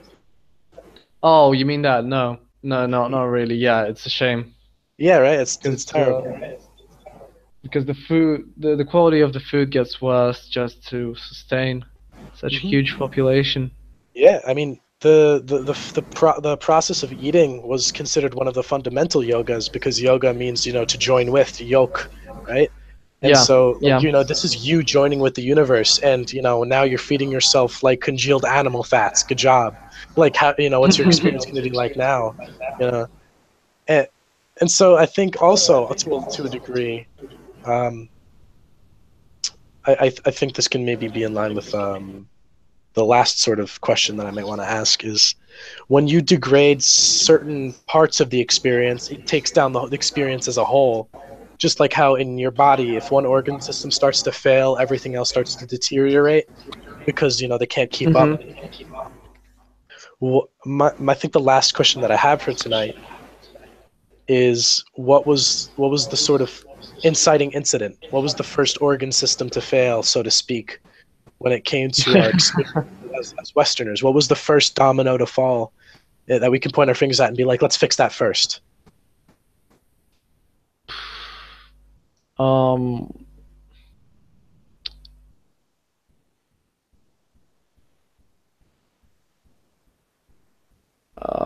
don't know, the world wars, I guess. I don't really think, to be honest, that we've come to the point to acknowledge how deep the problem is. So that moment hasn't come yet. Well, I mean, who are we talking about? Are we talking about the majority of people or people like us? Because we're talking about society. Like what's the inciting incident that sort of started society on its downtrend culturally? Oh, well, the death of God, probably. So it's like a lack of faith in like a higher power. Yeah, because it's the well, I think the root of most problems is Oh, by the way, we should talk about the Blade Runner after we finish this yeah, this discussion. Yeah, I think all of the problems that we're facing today, well, at least most of them, are rooted, are stemmed from the existential problem, from the existential crisis. And I don't really have a way to prove it. That's just the way I see it. That's just how. I mean, it's as if we replaced God with hedonistic consumerism. That seems to be the religion. That seems to be the way of escaping it. But that doesn't fulfill us. It doesn't. That's just a constant. You just constantly run away. You're constantly fleeing from the chaos that is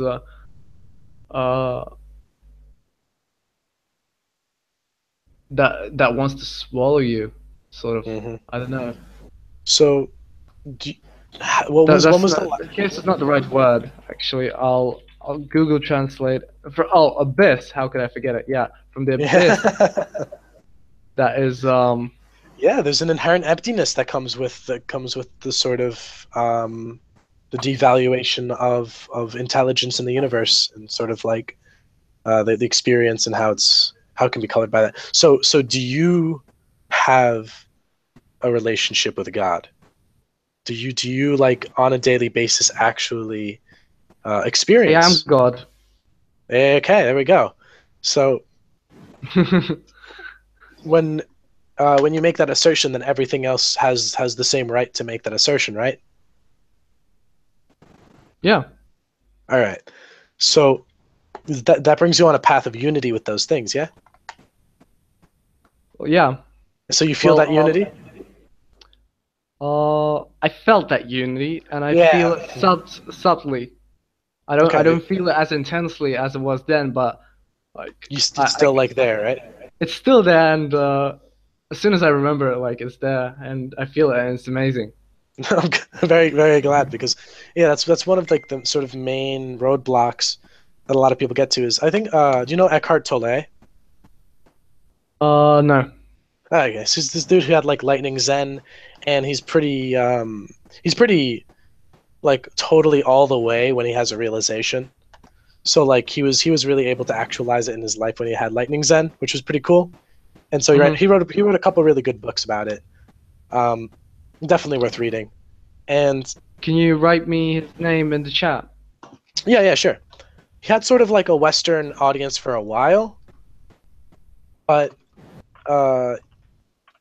sort of an issue with people following it out all the way. Like Eckhart Tolle definitely had like a way of coming to concision and like actually making the decision to follow the feeling through. And now a lot of people just use his writings as sort of just like a drug to escape and say like everything is unity, and if everything is like one and everything is God and beingness, and feel that beingness flow through you, yada yada. But yeah, when he has, when people ask him about his moment of realization, and they say, do you feel that realization now like you did before? And he's like, no, of course I do, but like it's not like mind shattering. It's not like my whole world is like turning upside down. Of course it's like it's going to be less subtle, because if it was still as mind bendingly crazy as it was in the first moment, I probably wouldn't even be able to eat food right. Like like you have to, the brain finds a way of normalizing these things. You get to this new baseline. You find your way, your new frequency that you're going to resonate at intellectually, and that's that. But I've had people make the argument that like, oh yeah, since you don't feel it as intensely as it did in the beginning, then it wasn't worth it in the first place. And I think that's like a very shallow way of looking at realizations, because the whole point is to sort of, once you get there, once you have that taste, you follow it through. You're not necessarily supposed to, when you eat a chocolate cake, you're not going to taste that for the rest of your life, but that moment, that's there. It's not like it was never there.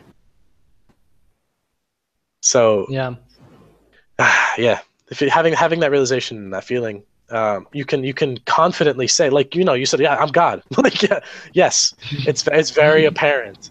Like, I can recognize this. I don't feel like a complete nut when I say that, and everyone should be able to make the same assertion.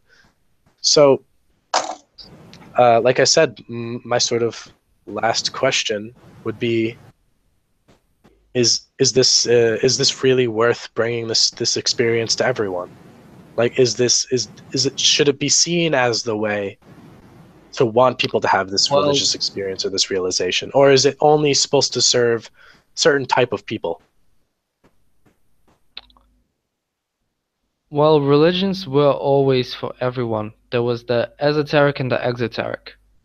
Yeah. So I think it should be.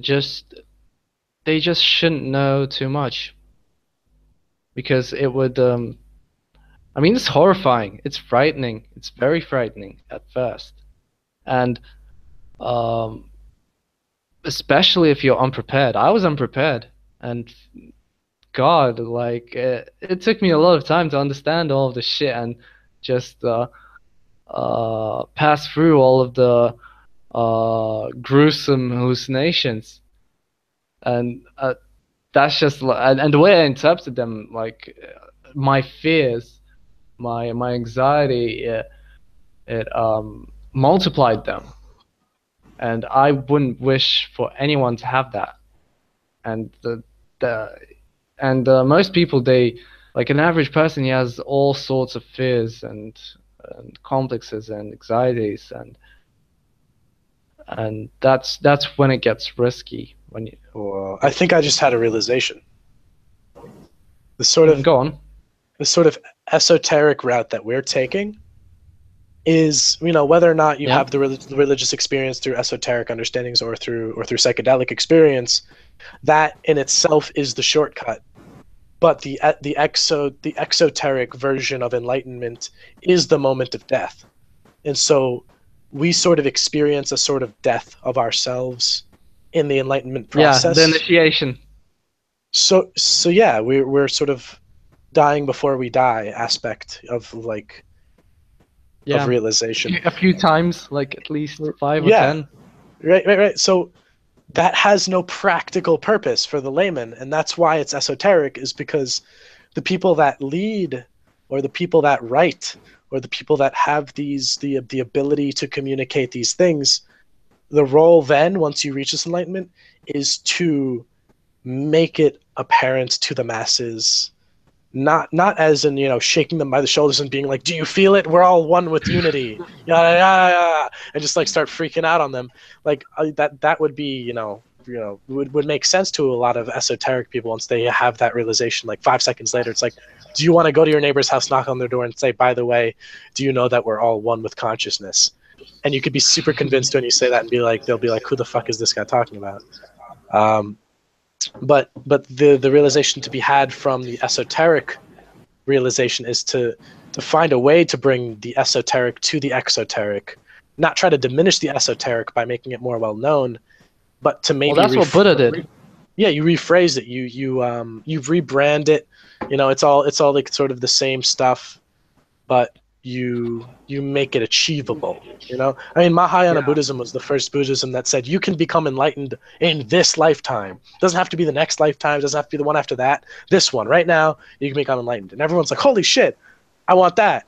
That sounds fucking great. And that was a great way of advertising it. So like the way that say Eckhart Tolle advertises his enlightenment is, he says, right now, this very moment, you can be enlightened if you so choose it. And everyone's like, that's amazing. Like, I want that. And so it's a more immediate factor, right? But because it's so immediate and you don't have to devote yourself to it, like we said in the beginning of this discussion, the candle can be blown out a little bit more easily. So esoteric, in essence, needs to be a very long-winded realization that helps fuel shorter spurts of religious experience within the masses, within the exoteric. Right. Yeah, I agree. So it's just a different path. It's just like, realizing your purpose and your role. But like it has to be. It was always there in one form or another. Mm-hmm. So I think we should just stick with that. It works. It works, but at the same time we shouldn't reject all of our experience with the with what we have in the past, like 2 or 3 centuries, with the bourgeois revolution and the technological boom and all that, and we shouldn't we should aim for people to achieve a for all people to achieve a high state of consciousness, and to make our technology and our infrastructure and the structure of our society work in a way so that it benefits that as much as possible. That's the way I see it so far. I'm not sure how to make that work. That is really difficult. That's really fucking difficult. The first step is the vision, and now you just say, like, where do I place my foot first? That's definitely a great thing to, I think, end on. So as sort of like a little extra bonus, what about Blade Runner do you want us to tackle exactly? Have you watched the original Blade Runner, by the way? Yeah. I've read the book, watched the original, watched the anime prequel. You've watched the new one as well? Yeah. Okay. So so what about it should we discuss? It was.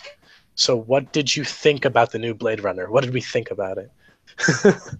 Like in the way that it plugs into esoteric or spiritual practices, or the aesthetic of it, or its message. I think we should approach it more culturologically, because Yeah. there's not much spirituality going on in there. Well, as far as I know. I mean, and if there is, it isn't really that much esoteric. It's not that apparent. You're right. Yeah. But yeah. Well, one of here's, I don't know how it is where you are, but it had a very short run in theaters in the United States. The movie had a very short run in theaters. It did not play in the theaters very long, and it's because it was not, like, people thought it was visually stunning, but it was I think it was such a good sequel that it wasn't as good a standalone. Like you could watch it by itself and it's great, but you don't get the full experience unless you've watched the first one and you've sort of read up on it. And I actually don't agree with that. I think you can watch it like standalone, just on itself. Yeah. Huh. I mean, obviously, a guy that watched the previous movies, he'll have a bit of a deep feel. But no, I just think just in itself, then I don't know how to justify. I don't know how to justify it having a short run in the United States then, because it just wasn't. That people that saw it loved it, but it wasn't as popular for some reason. Like everyone that you talk to about it, they'd say it was fantastic, but for some reason, it wasn't as successful. Think it was really. I just think it was because it was so long. People. Yeah, maybe. You see, the problem is like, let me actually Google. Do you remember the film? What's it called? King Kong. Yeah.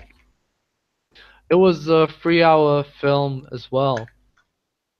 The latest King Kong. Yeah. The budget 207 million. Box office 550 million. And well, it wasn't like a revolutionary, mind-boggling, deep, engaging, exquisite film, whatever. But it was a stunning film. It had its visuals and whatnot. Yeah. And well, but back then people didn't have smartphones. They didn't have arcade games. They didn't have like all sorts of information. Fighting for their attention. Yeah. And because of that, I think people started. Well, no, I don't think that they started valuing their time, because well, what they're doing clearly indicates that they don't. I just think that they think that they value their time, and because of that, they treasure it for some other useless acts. So because of that, I just think it's due to the length of the film. Most films are quite short nowadays. Mm-hmm. And probably also due to the cyberpunk aesthetic not being too appealing today. Although I don't understand why, because I find it very I find it beautiful. I find it not only beautiful, but it accurately depicts what's going on today. Oh yeah, no. Within an aesthetic, there's a big statement that it sort of makes with the washed out neon colors and the huge billboards of people that are sort of made to the scale of religious imagery and like gods almost, and it's just a consumeristic society that's transcended, consumerism to the point where humans are disposable. Because there's you've even made a consumer market out of conscious beings, and so the new Blade Runner to me sort of feels like I don't care that he's replicant anymore. I don't care that he's not real. Like you don't care that the AI woman is just some cookie cutter version of AI, because the experience to you in the moment is real, and sort of it's the how like the first Blade Runner could be seen as nihilistic, this one can be seen as absurd, because from the get-go we know that he's a replicant, and it does not matter. In fact, you even root for him a little bit more, because you want him to sort of break away and transcend that, and it's a big tragedy, and it's very heartbreaking when you realize it's not his memories, it's all implanted. in the last Yeah. moments of the movie take on a religious iconography. I mean, he splays himself out on the steps, you know, sort of a cross formation, and he's just defeated. And this is like, in Nirvana's direct translation is complete despair. Right? He's not the one. He's not the one in the memories. It's not him who's been gifted, but he's still like in that moment when he didn't know it was real. It was his reality. And so coming to grips with that is a religious experience. It was about his experience thinking that he was the one, and then his delusionment of it. And it begs the question: what does he do afterwards? Like, what can beat that experience out for him? You know, would he just be like, I'm not the one, screw it, and he kills himself, or does he say, I devote myself to the movement, and fight for the replicants, or what? Like, what follows that realization? And I think that's a fascinating notion that can't be addressed in a 3-hour film, because if you add another minute onto it, you're really asking a lot of the audience. Yeah, I get where you're coming from. It's well, ultimately he does embrace it though, because because at the last scene when he comes with Rick Deckard to to show him his daughter. Yep. He seems totally fine with all of that. But the journey is what shapes him and what tells a lot. It's you know that according to Borges, I don't know if you've heard that author, there's only 4 narratives. There's the attack on the castle, which is the Iliad. The travel, return to home, which is the Odyssey. Then the search for treasure, which is a sub narrative of the traveling or returning to home, which is the Argonauts. Correct me if my pronunciation is wrong. And the 4th one is the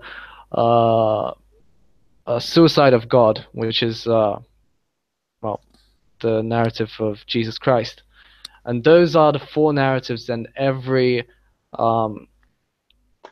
and he's read a lot of shit. He was like the biggest bookworm that ever existed. Makes a lot of sense. That ever existed in mankind. He's like the biggest, like the top one. He read books like 24/7 since he was a kid, and that was his life. That's how he lived his life. Yeah. And that's the 4 narratives that he saw everywhere. That makes a lot of sense. And yeah, that's probably an Odyssey.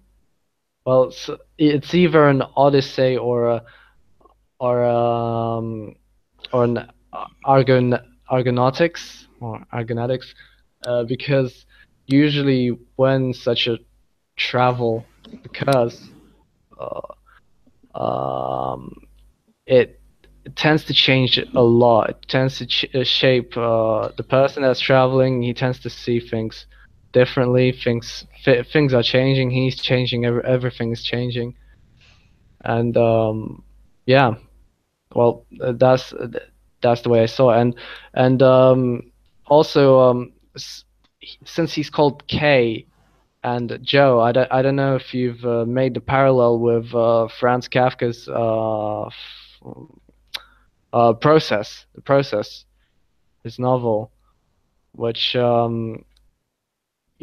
which the main character, he was called Joseph K, and he was also on a sort of metaphysical journey, but that isn't very apparent when you read it. And he was trying to he got have you read it? No, I have not. Okay, well, he was he basically got sued for something, but nobody's telling him what for. and there's It's called The Trial. Oh yeah, Oh, it's called The Trial. Okay.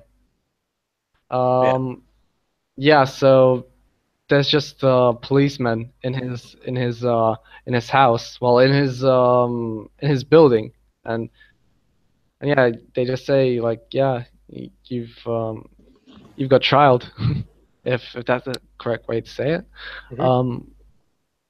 And then his journey, during his journey, he just tries to figure out what it is, why he's being sued, and nobody tells him, nobody gives him an answer,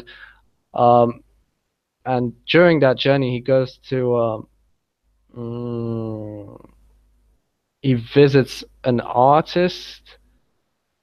Well, he visits different people to help him out. He visits a lawyer, then he visits an artist, then a religious man, and it's sort of a metaphor of, and a recurring theme in Kafka's novels is how the bureaucratic system has complicated life to an extent that living has become tiresome and absurd burden. That's pretty much the quintessence of all of his works. And so in that sense, Joseph K. is looking for an answer and trying to reach out to all of these instances, to all of these aspects of human life. And it seems that Kafka thinks that none of these provide an answer, and that it's and the fall of man is inevitable. So in that respect, the reference to Kafka may suggest something along the lines, especially with the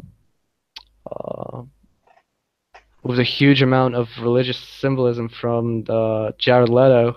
Oh yeah, no, he's got a god complex, but at the same time, he's able to really actually embody some of the aspects to a degree.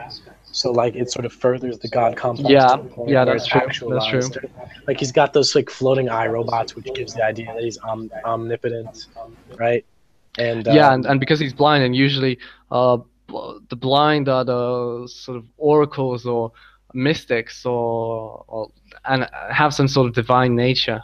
Yep, and there's we only make good angels here, that sort of just ability to purely create. It's astonishing that you can pin up a character against a figure like that, and the main character actually wins. Like it's visceral at times too. I mean, like he murders a person on screen, and you zoom it up on close of the person, like of the replicant convulsing, and he's like, I murdered it because there's something that my predecessor was able to do that I cannot. Like, what am I missing? So he's got a god complex, but at the same time, his creations are incomplete, right? And so it makes it apparent that he is not, even though he's trying so hard to give off this appearance that he is this, omnipotent, like godlike figure, he's a sham.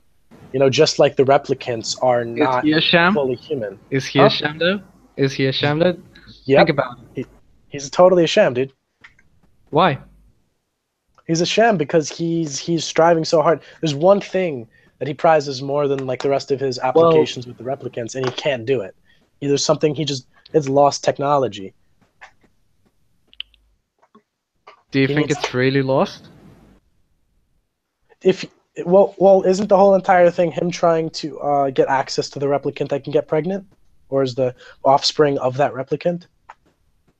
No, I get that, but just the nature of God trying to perfect his beings, but not being able to accomplish that, putting all his effort to perfect his creation.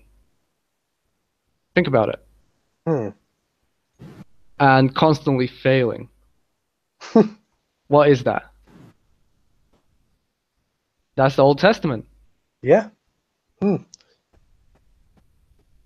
And if we extrapolate that on the idea that we're God, how do we interpret that? I mean, why does it always circle around back to absurdism in a way? Because the sort of like drive and duty is there regardless. Like, you know, you're still going to make that wholehearted attempt, because if you don't, then what else is to follow? Like, it only seems to be like there's only the mountain. Like, you just have to do it, right? Right, yeah. But what I'm saying is, well, after reading Stanislav Lem, oddly enough, a science fiction writer and a very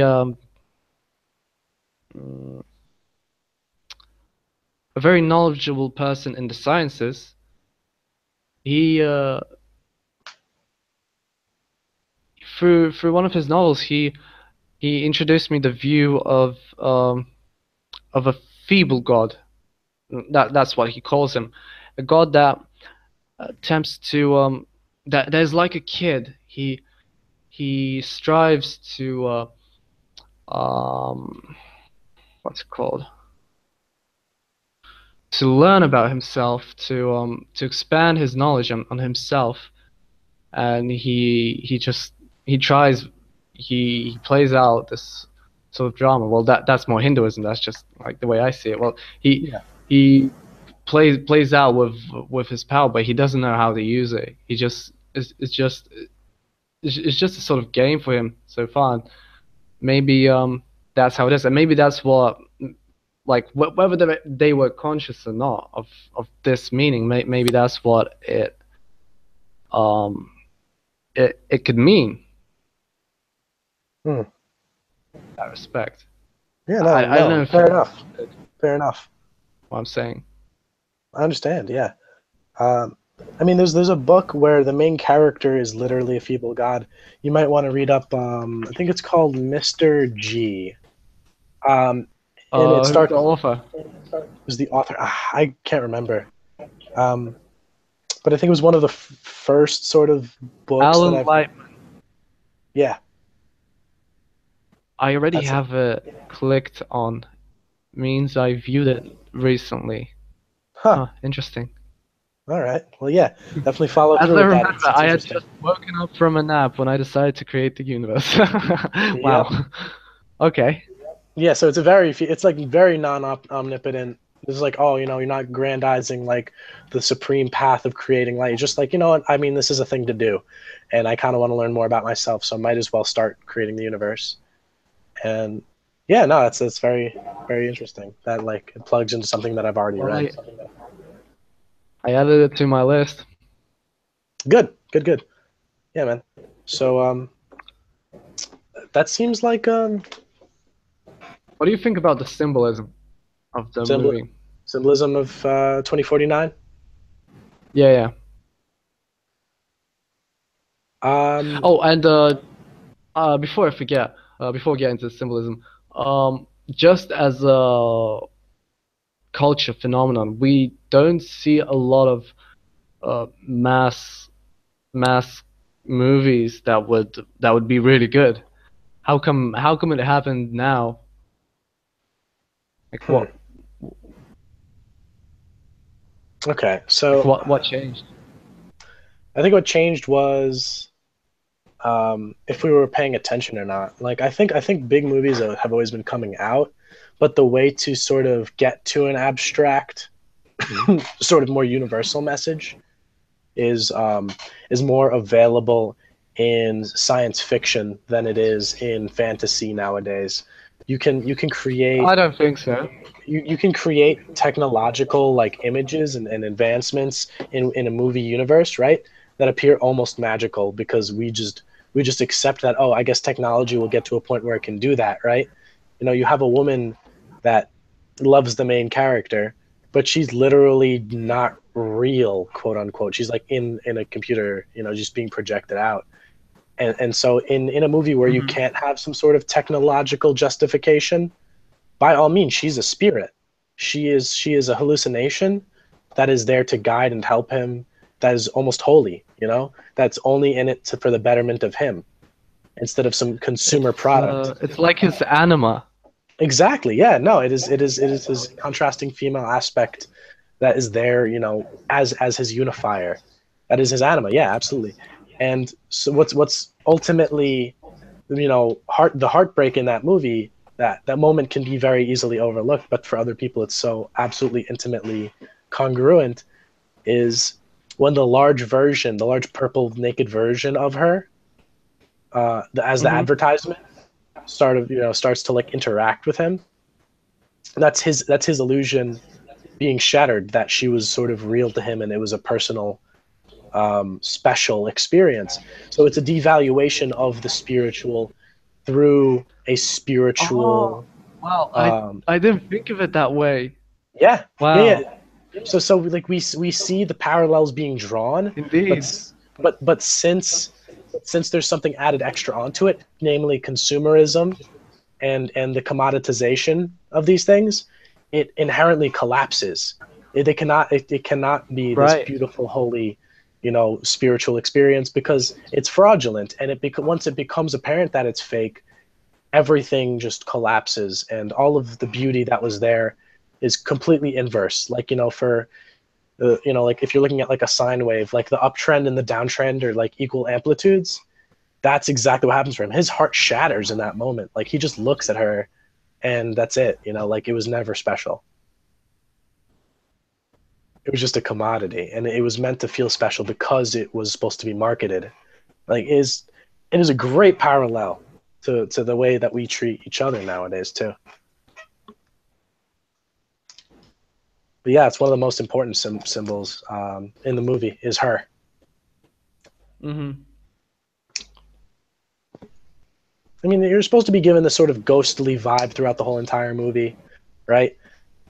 Like you know, like fog and rain are just ever present in these. Yeah. I've noticed the rain and the snow, and it's quite interesting how it was always raining and then it came to snow. Yeah, and I mean, even in the desert, it's just foggy.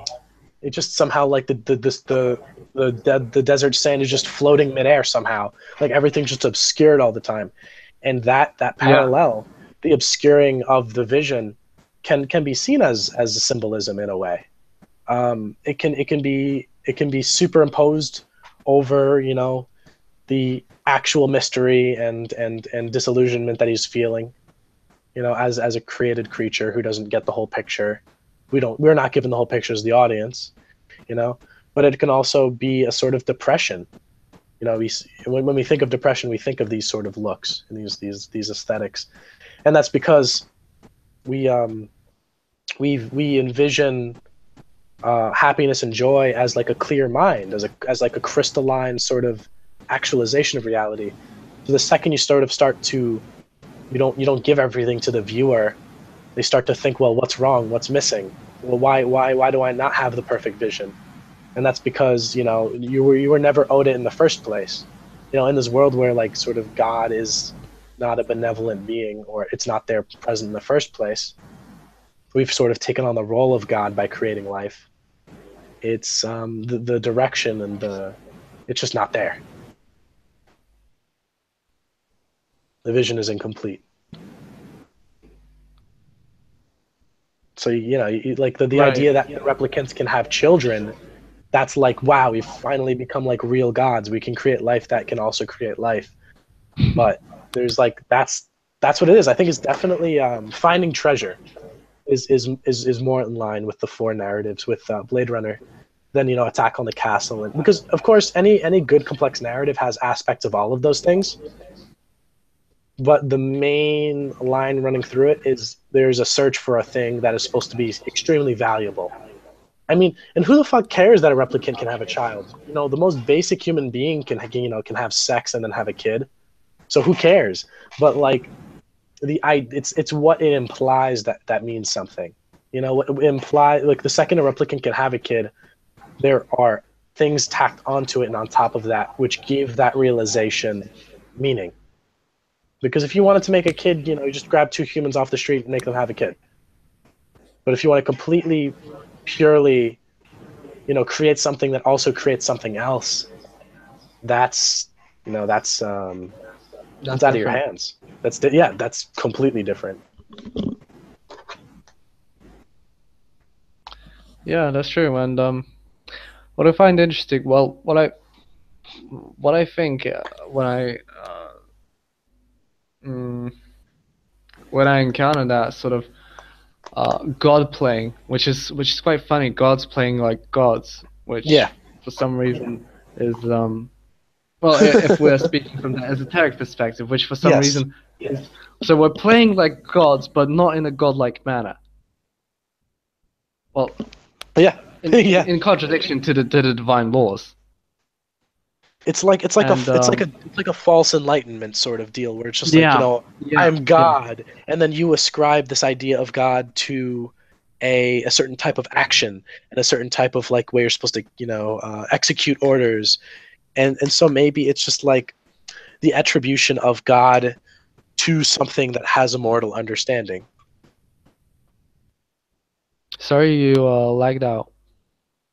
What I meant was the him playing as he's God, because he, as a conscious being, he is God. He's attached to it. But I think the second that you're given a certain amount of power, you want to be more. You want to one up the universe in a way. You want to be more God than something else. And so you could say, there's a baseline consciousness to all things. Like that stone over there has consciousness. My desk has consciousness, a baseline consciousness. Crystals have consciousness, sure, whatever. But me, I have more consciousness. So what does that even mean? Like, well, what are the applications of that? Why does that matter? That's because once you have more than something else, and you attribute more to being better, you just at that point you just want to have the most. That's just a logical conclusion that you come to, is like, what's next? Well, what's next? The only thing that's next, complete domination, and that's what the mind is good at. That's you get to that point when you would start applying the animal mind to your environment, and so when you attribute, oh, I can become God too, it's very practical at that point. It's something that becomes reality instead of an internal.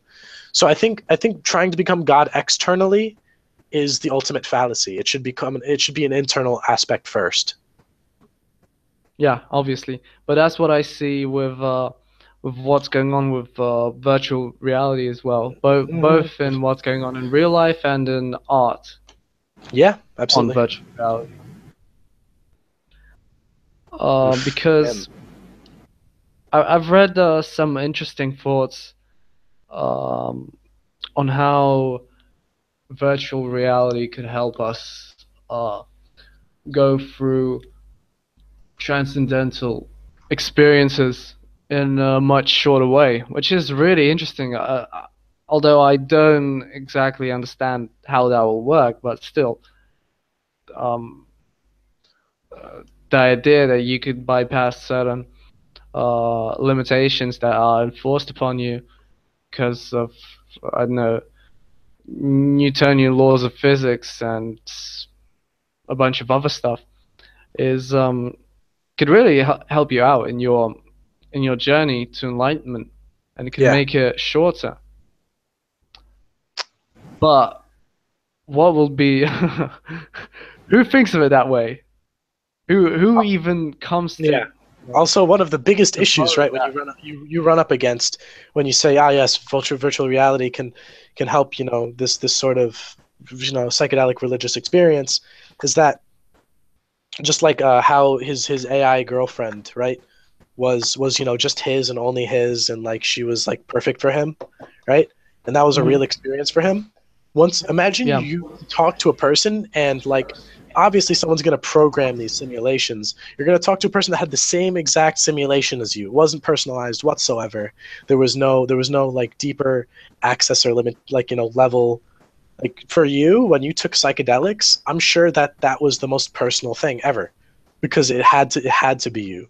It was all you, And when you have a VR or whatever, someone's bringing it to you. And like I said, the second you have an experience brought to you, it loses value. It has to, because it's not like you're going to have a completely perfectly like programmed, pre-scripted experience in VR, and then just all that's left for a religious experience is you just add a person to it. Nah, it has to be personally tailored. There has to be a level of intimacy with that experience. Yeah, but what if you could what if the system was built in a way that you would keep that intimacy?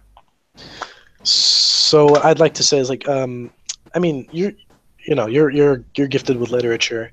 For example, imagine it like this. Imagine it like this. VR is like Minecraft, and you're sort of like, and you're brought into this Minecraft world, and you can do whatever you like, kind of like that. Oh yeah. So you're given the god role just to see like how you treat it, sort of deal. No, that would just be recursion. That wouldn't change anything. Alright. I mean, just in the way that it presents itself. All right. So like it would have certain tools for. But you get to ultimately decide how you use them. Yeah, and the way you interact with them, it's like completely arbitrary. I don't know how that would be. I don't know how to realize that, but just yeah. That's an interesting topic. I think it's worth a whole separate discussion, though. Yeah. But yeah. So to sort of wrap things up, right? So age of nihilism, well, potentially age of absurdism. The best way to get back to or to progress past this point is to revalue God and to rekindle that relationship or that similarity, or at least our place in the universe from that perspective, and the far-reaching consequences that will have, or at least the assumptions that will be brought about. And also 2049 was a good movie and it should be watched.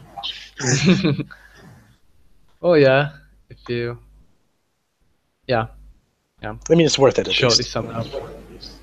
Yeah, it's definitely it's a great movie. It's a great movie. It's a shame for those people that haven't watched in the theaters, because it's just because of how the audio effects. Oh yeah.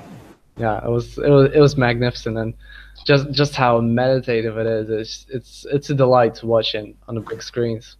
All right, man. So, are there any other questions that are sort of like poking at the back of your head that you need to ask, or any other things that haven't really been resolved?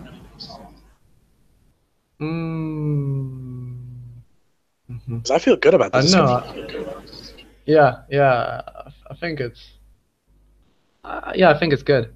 I'm interested whether Harry has any questions. He's been all the time. Harry, are you there? Yeah. Well, man, honestly, like I wish I was in more of a position to be able to come in and talk and stuff. But I've just really enjoyed listening to you guys, to be honest. Thank you, man. Thank you. Yeah, it's brilliant, and I'd love to have a proper conversation with you, Alex, when I'm a bit more grounded and centered. Well, yeah. There's a lot of topics that you touched on that I feel I'm in quite a good position to answer from like my perspective, of course. Yeah, I'd be enthralled to do that. Yeah. Yeah, yes, that'd be wicked, man. So, I mean, when we end this, I'll stop broadcasting and we can have like a chat and stuff and talk about what we'll do in the future. But like, I'd love to like arrange to have another talk in maybe like 2 weeks or something like this. Sounds good to me. Awesome, wicked, man. So yeah, we'll discuss what that's about during the next few weeks, and I really enjoyed that, guys. So thank you very much. All right, man. Absolutely, it's a pleasure being here.